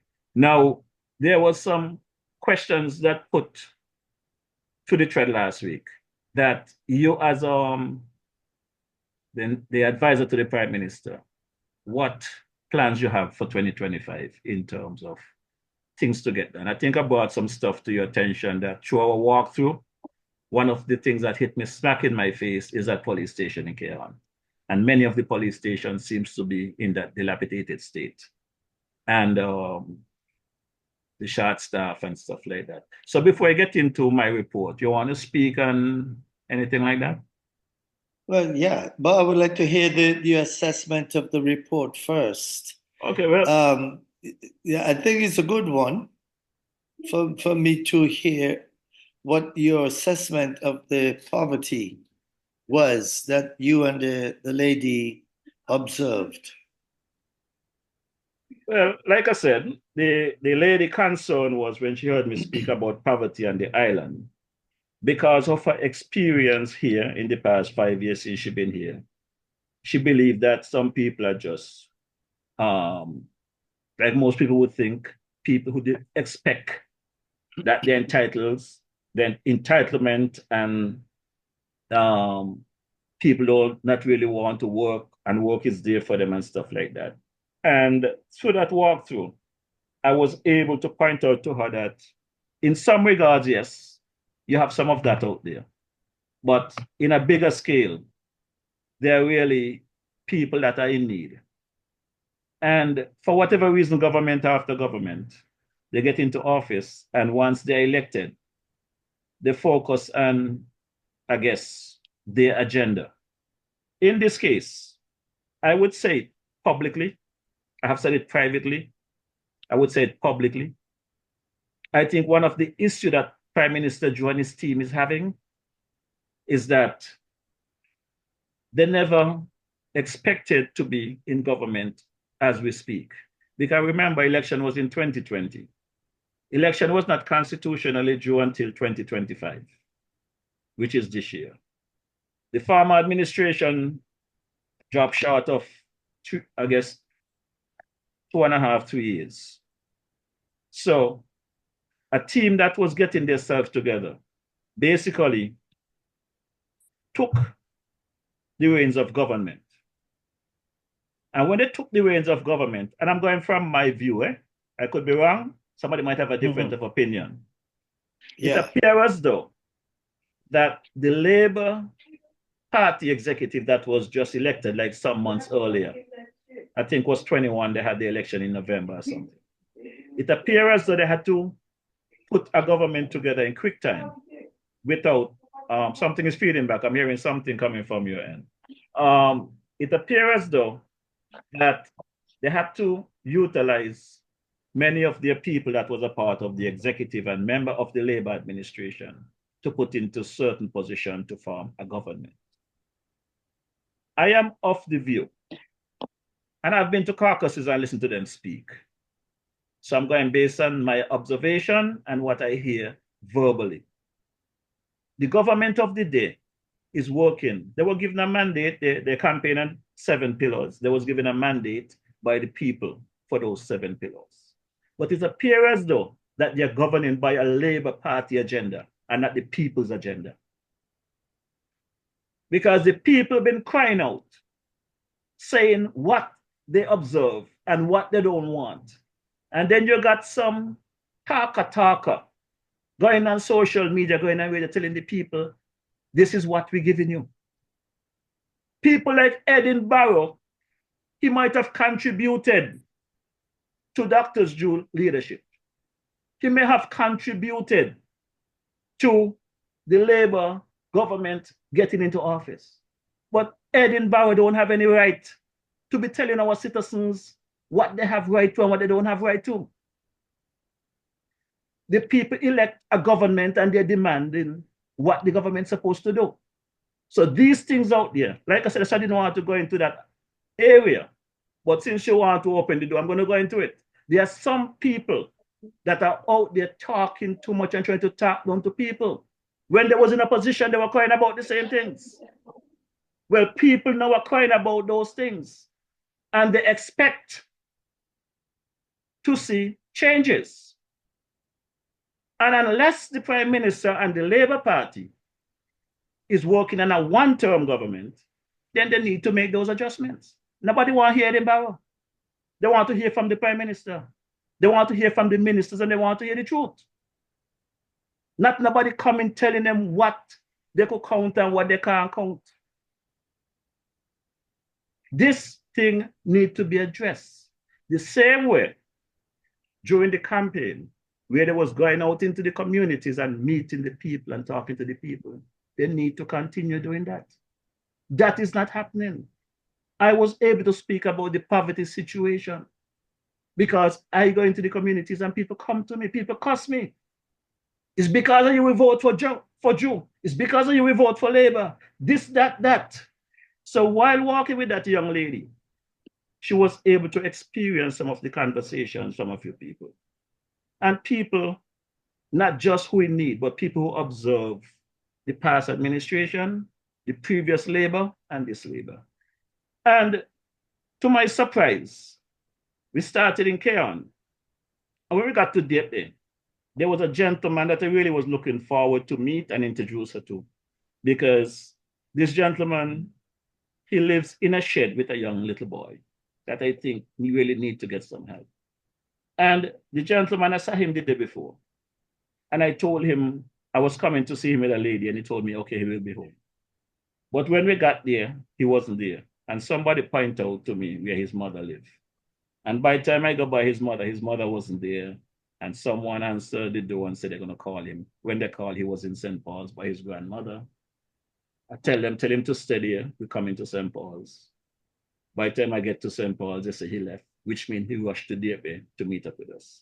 And the young lady looked at me and she said, Mr. Marisha, you know, you really have a good heart.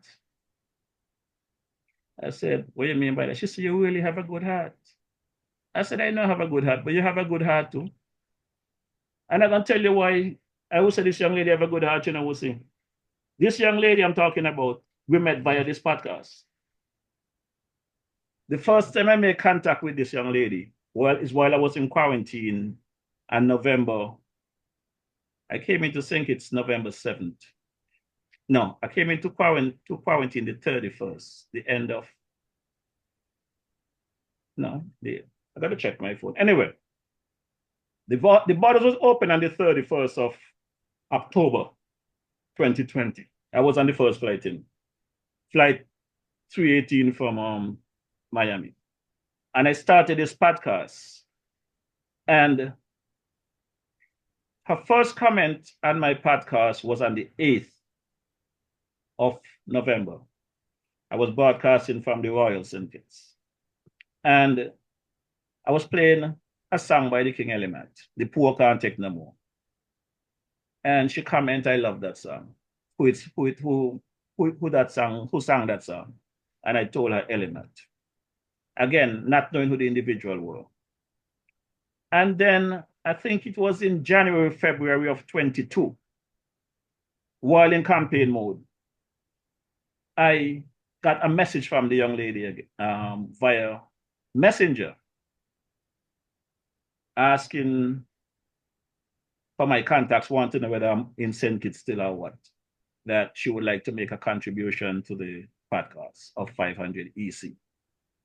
How can she get it to me? And I told her I was in St. Kitts, and she told me where she was and whatever. And she insisted that she get this money to me. She was coming from Bastia. I told her I'm in St. Paul's. She said, well, we could meet halfway. So this young lady basically suggested we meet in Black Rocks. And I went to Black Rocks, not knowing if somebody just bullshitting me or whatever. She gave me that information. She sounded to be honest, so I just followed the direction. She said, I'm driving this color vehicle. I'll be at such and such place in Black Rocks by the booths. I'll be there. I pull up. She said there was a name on the vehicle. I saw the name on the vehicle, and I blow her up. She signaled me to come. I went. She gave me an envelope. Thanks. And that was that. We never made contact again until during the campaign. One day she came to St. Paul's during the 2022 campaign. Turned out that the young lady is a very helpful person, community-minded. She do a lot for people. So when she's telling me that I have a good heart, I am telling her you have a good heart as well. Because there are many people since 2020 promised they will make contributions to assist with what I was doing. And to date, I have not received a cent. But she made it a business, drove from the last year to St. Paul's, to Black Rocks, and do that. So go back to the situation. There's no doubt that nobody can deny that there's pocket of poverty on the island of St. Kitts and Nevis. I do not know if you have traveled the island. If you have not, I'll be happy to take a tour with you as well. But there are people that is in need of help. So we don't need to hear nobody going on the radio telling people they think they're entitled. They just want, they're just this, they're just that. That is bullshit. There are people that is in real need. And I don't think a lot of the monies that was given out when they were talking about stimulus after stimulus reached to the people. There's a young lady here in St. Paul. She used to work at the Marriott. She ended up working in a shop now. And after working at the Marriott for all those years, all of those stimulus that the former administration said they were giving out, she told me she never received a cent. So did the stimulus stop halfway in the island? Places like St. Paul's and the Passmore and Sadlers, they're not entitled to stimulus. You know, so these advisors and these ambassadors that become big shots overnight, who was crying out, all of a sudden everything is nice because government change. We campaign against the fake marriages. We campaign against the electoral office. We campaign against a lot of stuff. Nothing have been done about them. So because the government changed, everything is okay now? Everything cannot be okay, partner. They still need to be resolved. When the Prime Minister got into office, I heard him say in Parliament, he said, Madam Speaker, we have more than 100 fake marriages matters. I haven't heard anything about that since. We're hearing about the money missing from Development Bank. We heard the gentleman sue the government. We haven't heard the government charge anybody. I've said it to the Prime Minister privately and I said it publicly. When I had the opportunity to speak to him after he was elected, I said, Mr. Prime Minister, when you get in there, you have to do some serious past investigation. The information you get, you need to bring it to the public. Because 2 or 3 months in office and you don't do anything about it, the problem becomes yours. But that's what's going on to the Brother Rollins. If you listen to the former members of the past administration today, out there on the horn, is the Prime Minister getting blamed for everything? They're challenging him to take them to court or to take action. They're calling him July. They're calling the Attorney General, what, Lucifer? If you got facts, use them. Otherwise, cut out the talk and let's move on and do the business of the country. You go to a round table last week. A question was asked of the Prime Minister. Are we going to be able to meet the 2025 food security as was campaigned on, as was promised? Up to now, the Prime Minister can't give you a yes or no answer. It's a yes or no answer. Will we meet the 20 by 25 food security? You're giving me a long explanation about everything else. It's a yes or no question.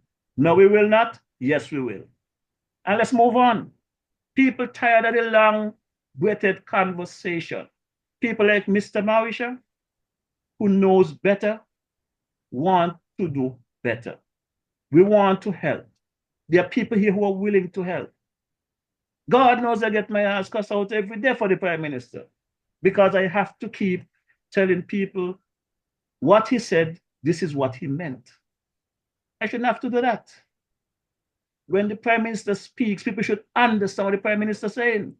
And by the time these advisors and whoever out there go out and radio and social media talking, they're murking the water worse. And you got to keep fixing it. So, I could go on and give you a lot of information, but I'm not going after 8 o'clock. It's now 7:33. I don't know if you want me to stop there or you want me to continue, because we started another conversation last week about mold. All right? Well, let me respond about the poverty. Yeah. And I want to say thank you for not asking me to respond to the politics, because as you know, I stay clear of that. I'm focused on getting the job done here. And so far, so good. So, but I want to go back to what you and the lady observed. And it seemed as if that you didn't observe that many, you observed some aspects of poverty. Did you not? There's a lot of poverty that was observed. I am saying to you, Yeah. that the numbers of people that normally be on the street, for whatever reason, last week, Thursday, they were not there. By Friday, they was there. Today, they was there. Yesterday, they was there as I come to the island. For whatever reason, even here in St. Paul's, you come down by the Chinese supermarket here, across from Foreign Minister Douglas' office. They're full on the day with them. Last Thursday, not one day. So I don't know what happened last Thursday, but we observe a lot and there's a lot more. So I am saying to you, as the advisor, instead of taking my word, make some time, let's go to the island, see for yourself. All right. Well, let me respond again to that. I think I have done some research myself. There is poverty in every country, as you know. Anywhere in the world you go, there's poverty, and they have different types of poverty, as you are aware. You have, should I say, abject poverty, absolute poverty, rural poverty, urban poverty, and you have the two big ones, situational poverty and generational poverty. So if we are going to talk about poverty, you must take all of these different type of poverties into consideration. Generational, some people just go from one family, from one generation to another. They will never escape it. Situational, as we know, somebody might be hooked on gambling, or they might be hooked on drugs. It could be illness. It could be the death of a loved one who was the breadwinner, and so forth and so forth. So we do have those same situations here in St. Kitts. But if you stop to think about how we fare amongst the other CARICOM countries and other islands in the Caribbean, we're not bad at all. Would you agree with that? No. You disagree? Yes. Okay, I said to you last week, so let me repeat myself. Yeah. I am not going to compare St. Kitts Nevis to out there. I am well aware, the world is aware, that people out there have it worse than us. I am saying that what we have here, we can do better than we're doing. The government can do better than they're doing. The functionaries can do better than they're doing. I don't want you to come twisting the words, because if you're going to twist them, we're going on a different road. I am talking about St. Kitts Nevis, what is happening in this country, what I have observed, the campaign that was levied against the farmer administration. I am seeing similarities at the moment, and better can be done. And I don't want nobody coming to tell me now, well, the farmer administration was doing it. No, that is why they're not there, for you to do better. So let's not go down that road. It's not going to be. What I'm saying is, everything can be done. Everything can be improved. I totally agree, and no one can argue against that point. But if you stop and think of it, you cannot totally eradicate poverty. No. So I agree with you. Things could be improved. We can get things better. We can bring it to a point where it's just a handful of poverty-stricken people, and there are things that could be done to eradicate most of the poverty. But I'm going from the standpoint that there are different types of poverty. And there's also a poverty called relative poverty. And relative poverty is, you might think that this person is poor, but this person will tell you, no, I'm not poor at all. I have everything I need. Dr. Rollins, the little I read from your bio, you have traveled more than me. You have been involved with more of the poverty countries out there than me. You've been to Africa and all over the place. I am asking you to take your head out of those spaces. You've been in St. Kitts for more than a year. If you have not traveled the island or the Federation and see what is happening, I would prefer that we do a tour and come back and have this conversation if you want to have it. Because if you're going to bring that overseas conversation with me, it's not going to be a pretty conversation. And Okay, I know you're smarter than that. I know you have more. This is what we will do. You and I will take a tour, and we're going to do an academic research, and we're going to cross all the T's and dot all the I's, so that we can come back and give a proper definition and distinction and show a correlation between what is poor and what is not. I think it's a good one. You and I can do it. We know what is poor. I am poor. We're talking about poverty. I am a poor man. No, you're not. I am a poor man. No, you're not. Look at you. How could you be a poor man and you look like that? No, you're not poor. Dr. Rollins, let's hit another matter. Again, this is something again that I did not even plan to bring tonight, but it's something that came up last week and yesterday and today, that I really have not heard anything from the government speaking about it or the Department of Health. I do not know whether they're trying to cover it or it's too sensitive for them to deal with. Last week, I heard a few people in a conversation and they tried to get me in the conversation. I walk away from it. Why I walk away from it? The word AIDS, HIV, I had to deal with that a lot in the 80s in New York. I work in a hospital, had over 900 plus beds. We had a whole unit of 8 patients. I know of people, co-workers, security guards, when they find out they have AIDS, go up on the roof, 18 floors up and jump, kill themselves. We dealt with that. And I thought after all these years, I haven't heard about AIDS. I thought it's done. I am getting something in my phone that 19 new cases for the year 2025 of HIV cases in St. Kitts in the Federation. 12 males, 7 females, and the ages range from 17 to 56. Whether it's true or not, I do not know. I'm saying I've been hearing this for the last couple of weeks, right? So I just want to put it out there for our people, just in the event you don't want to touch it. My good people. Well, how can we prevent that? Not prevent. I am just saying to the people. I thought that was done. I did not know this thing is still carrying on. You don't really? No. You think it's over with? I have not heard of this thing in St. Kitts now. I must say for God how much years. Last week is the first time I heard the conversation. Yesterday and today. I am just saying.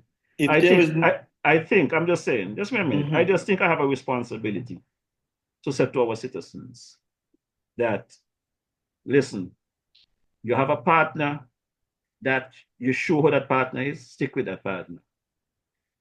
Do not go out there spreading this thing, because in other jurisdictions, if you knowingly have this virus and give it to anyone, it's a crime. I don't think we have those laws in St. Kitts. And if we don't, you need to enact them. Because imagine 16 cases in the Federation, just like back in the days of COVID. How that could multiply. You see sugar mass, how the people on the street tearing out themselves and body fluids going back and forth or whatever. You go into these institutions, whether it might be the health center or the hospital, we have fluids. You have rats, cats, dogs, animals going into the hazardous areas, tearing up hazardous waste, bringing it into your space, your bottom of your shoes, bring it into your homes or your vehicle. We know that the virus dies within a matter of time, period. Because I could say all of this to you because I used to do seminars at the institution where I work. I was part of the hazmat and health and safety team. We used to go around to institutions throughout the country and do these trainings. I am saying for me, I take these things, when I hear these things, I am more afraid of AIDS than COVID because I see what AIDS have done. I see what he have done. I know what he's capable of doing. Many people that I know was lost to this virus. So I am saying to our people in the Federation to please pay attention. And I'm saying to our government, our ministers, if this is really factual, we can't be so quiet on these things, partner. We have to educate. We have to bring the awareness. Well, I was going to add, if there is, you said 19 new cases, but this you might want to add about maybe another 6. to 7. I don't want to add any more. I don't want to add any more, be honest with you. What I'm saying is, if you got 19, these are confirmed. So there might be other people out there who may have it and do not even know that they have it. That's the And point at some point, it will manifest itself. And somehow that 6, you got to add a couple more. That's the point I'm trying to make, that you're going to be multiplying. And I am very concerned about this. So I am saying for the folks out there that, you know, you have your partner and you all are okay, you all are tested and you all are clear. Be careful what you're doing. Stick with your partner. Do not go out there and be lawless. Because when you get lawless like that, you know what's going to happen? Jenkins and Lawyer Mega and Sadler Funeral Home, they're not refusing people. The cemetery not refusing people.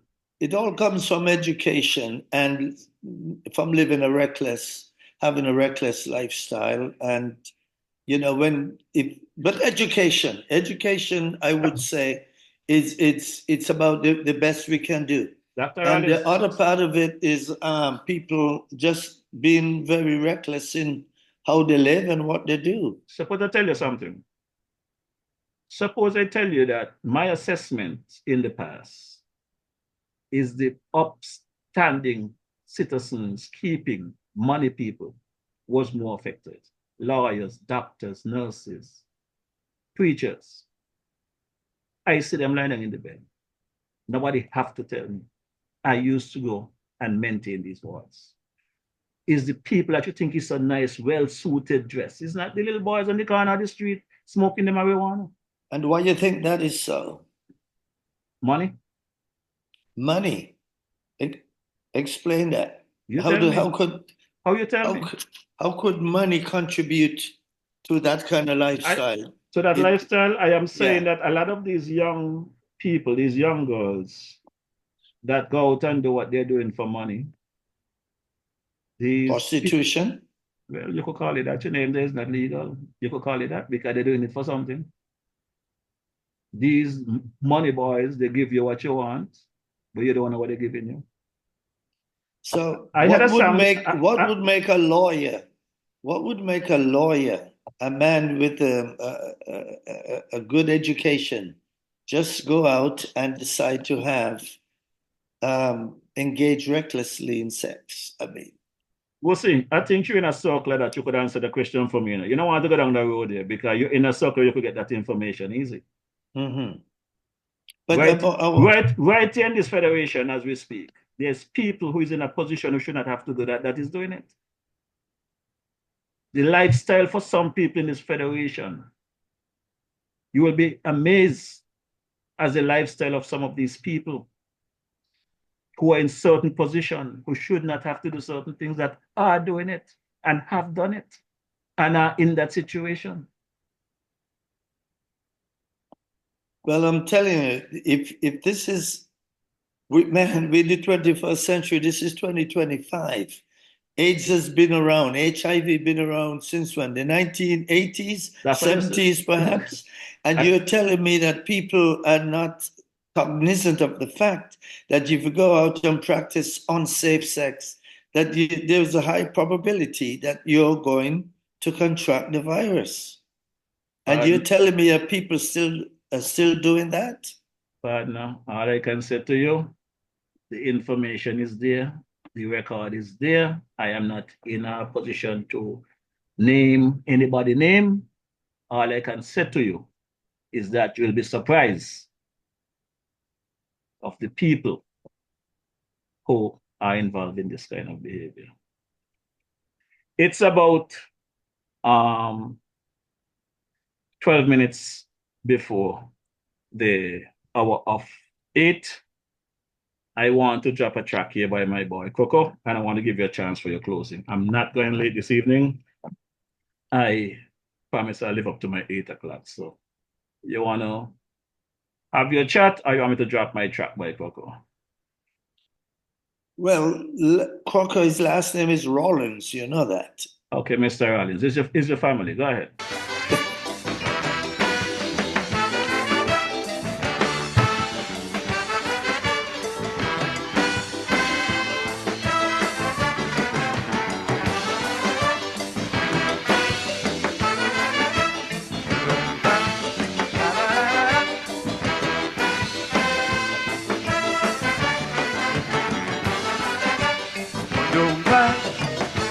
It's amazing how people can change.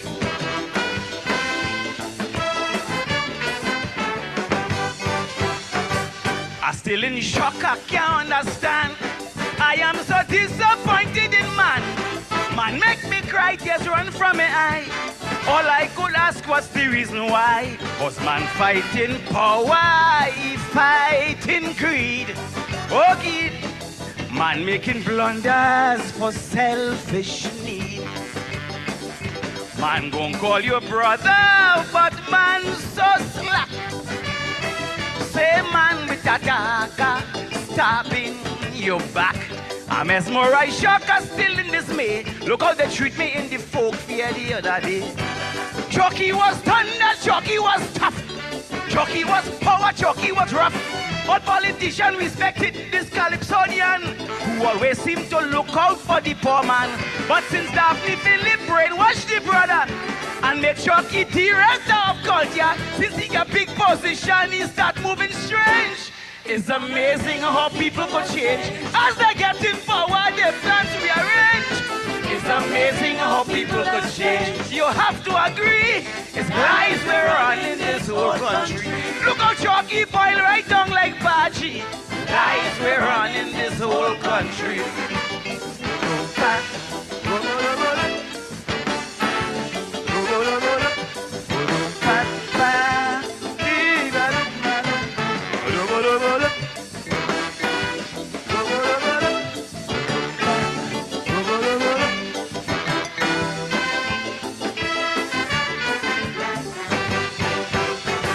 I took time out and thought about man, unassuming, hard to understand. One day man could peep up the ladder, next day man could be the prime minister. Man to the basic, callous and sly. Oh my, if God was on earth, man make God cry. When I hear what St. Peter did to Christ, man could appear good, but man not nice. A man who used to fight to get murderers free, today that same man preaching righteousness to we. Check most of the cases that Ramesh won. State witness, boom boom, just on the case done. But Ramesh big like Tarzan now swinging on vine, telling you execution in record time. Baka say he promised him the deed for the land. Soon as Baka help him win the election, but after election Ramesh start moving strange. It's amazing how people could change. As they get in power, their plans rearrange. It's amazing how people could change. You have to agree, it's lies we're on in the whole country. Baka come with the tape, Ramesh ball, not me. Lies we're on in this whole country.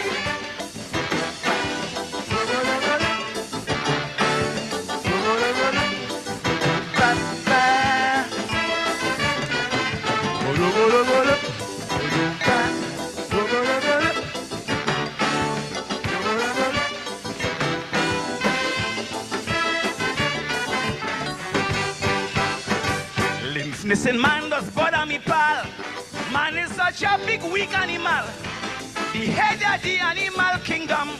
But man so deceitful and act so dumb. Man relishes incest and corruption. The thing of this woman fear most is man. When man hear black, drink rum, cuss, don't think. When man hear get white, say I don't drink. A man who used to have so much freedom to speak, now he can deliver demand a song so weak. Wade Mark was thunder, Wade Mark was tough, Wade Mark was power, Wade Mark was rough. But after election, Wade Mark just changed his style. Yeah, Wade Mark now he does song like a child. And now since Bandai, he on driver, he could introduce the breathalyzer. Since he got drunk in the backseat, he acting strange. It's amazing how people could change. As they get in power, their plans rearrange. It's amazing how people could change. You have to agree, it's life we're on in this whole country. Look at them boys spoil right down like Baji. Life we're on in this whole country.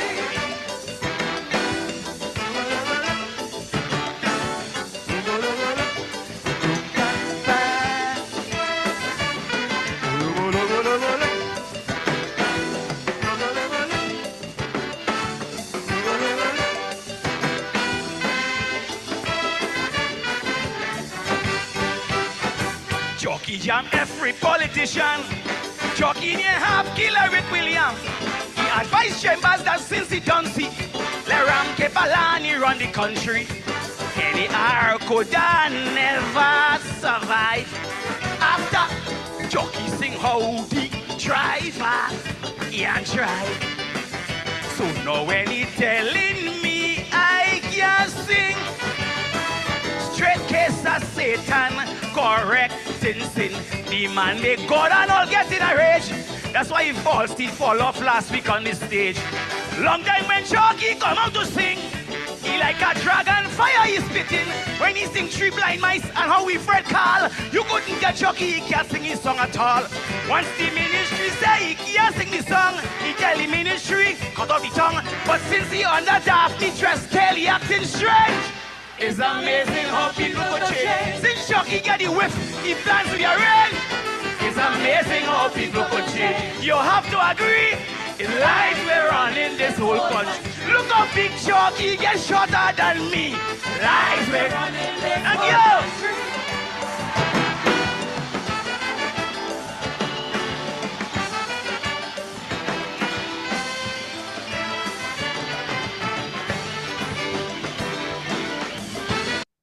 Yeah, Brother Rollins, I play that song for a particular reason.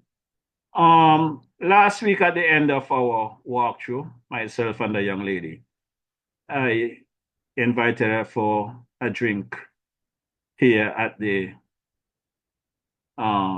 Everything Bang On bar there, the man Shabby. And in a conversation, you could tap your screen up on your mic. It's your turn to speak. In our conversation, she said to me, why people expect the Prime Minister to pay CBI dividend every year. I said, because that's what he campaigned on. She said, no, he didn't campaign on that. He did not say every year. I said, young lady, the Prime Minister did not use the word every year. He used the word each year you will get 2 6-month dividends. She told me, no, he never said that. I'm a part of his team and he never said that. I challenge the St. Kitts Nevis Times newspaper with the same thing. And they look all over the place, they can't find the clip. He never said that. I said, well, I have the clip. And for your benefit, I will provide the clip. So before you speak, because I want you to speak truth to power, Brother Rollins, I want you to take a listen to this clip during the 2022 campaign, and then your chance for your closing. I want to announce tonight as well, because I want you to listen closely. And that is why I am taking my time. In this regard, I want to announce tonight as well that every worker in St. Kitts and Nevis who contributes to social security shall each year receive 2 6-month dividend payments from the proceeds derived from the CBI program. I am going to say that again, because there are those who are making millions and possibly billions, and you, the people of St. Kitts and Nevis, you can't see it sometimes. And that is why I'm saying that each year you will receive 2 payments of dividend that will be placed in an account for you, the citizens of St. Kitts and Nevis. We're coming in stronger than ever. We're coming in stronger than ever. We're coming in stronger than ever. That is for you. Billions of dollars in the CBI program, and you ain't know where the money going. But on the labor, you will know where the money will go. Because all of our people in St. Kitts and in Nevis must benefit. And all the fight about CBI money and mashing up government for CBI money will end. You will get your share of that. So, you got the mic. That's not an AI recording. That's from the campaign of 22. Wait, are you don't expect me to respond to that? You don't have to. I'm just letting you know. It's not an AI recording. It's a real one from the campaign. Well, I'm not familiar with those with what happened, what took place, but I know that you, on the other hand, you are good at that. You know how to handle that stuff. You can respond to that. You can. This is something for you to talk about. But me, what I will say is that we are doing good here as it relates to the crime situation. And I want to thank the people for coming forward and helping us solve a lot of these crimes that have taken place and have given us a lot of information where we are now taking guns off the streets and have identified, actually began to identify the youth who need help and the people who need help and the families who need help and the parents who need help. So 2025, we're on to a good thing and we're off to a good start. And we are going to do the necessary things to make sure that we do not descend into the kind of situation, the chaos that's happening in, say, let's say, Trinidad, where they now have a state of emergency. So that is my focus. And my focus is on making sure that we stay safe, we get rid of the bad elements, people who commit crime, they get arrested. The people who need to get educated in things about driving on the roads and what you just brought up today about the unsafe practice of the sexual behaviors. These are things that I'm concerned about, where we can make the country safe again. Okay. The other parts of it, I leave it to you. Okay, my brother. Well, on that note, it's now 1 minute after the hour of 8, so I'm already in overtime. So I'm going to drop the unofficial anthem of the Federation of St. Kitts Nevis. This song is called Arise by the late great King Arrow. I know the music is sweet, but as I ask the people weekly to please just listen to the lyrics, because, partner, if we just follow these guidelines from the late great King Arrow, our country will be in good hands. I also, Brother Rollins, I want to thank you again for taking the time out, because I know you're a busy guy, so I want to thank you for taking the time out to join me this evening. And it's all about love for the country and keeping everybody.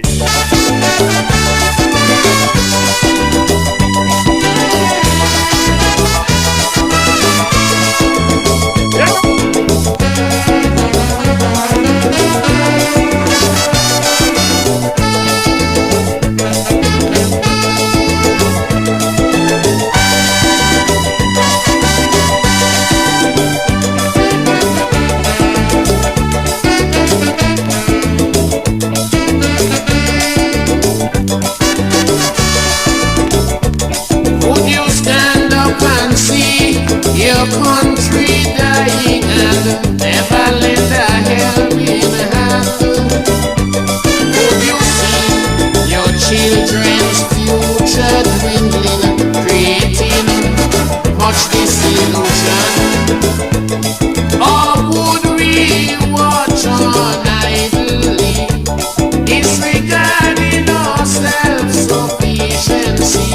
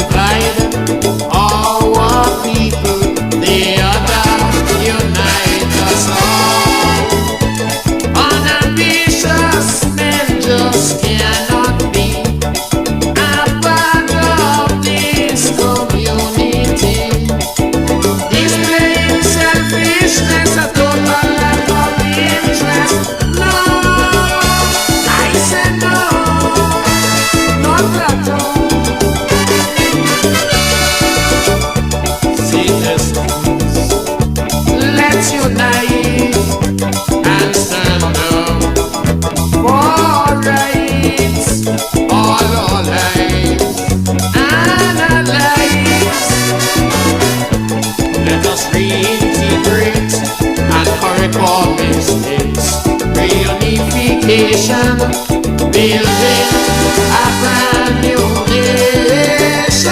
We move on together hand in hand. Rise, citizens, arise. The country is yours, all yours, still yours.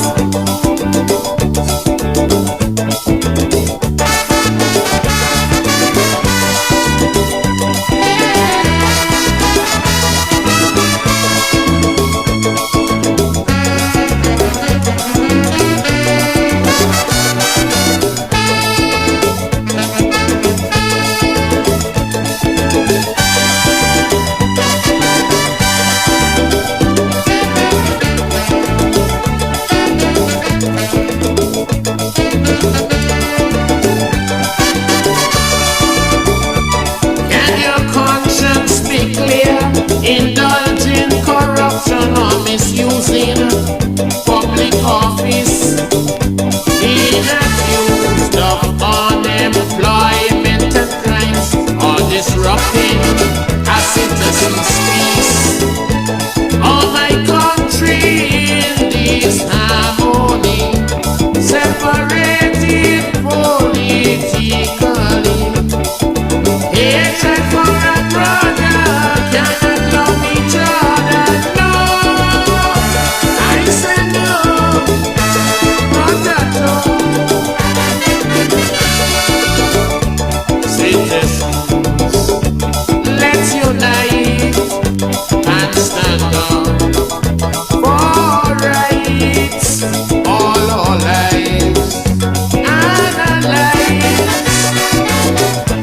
Let us reintegrate and correct our mistakes.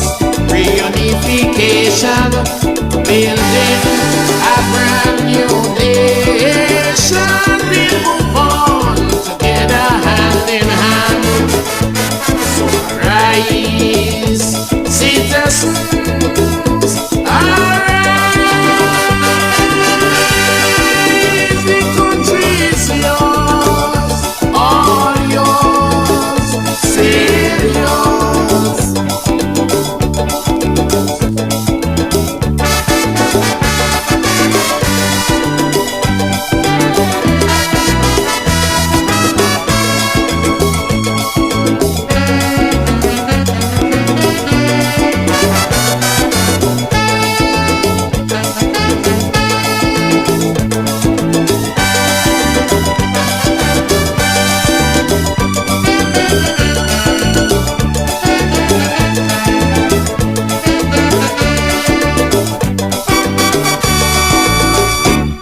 Yes, my good people, and just like that, we call it a wrap for this evening. Wednesday, January 15, 2025, the second one for the year. Brother Rollins, thanks again for joining me, my brother. Have a good night rest. Look forward to seeing you around.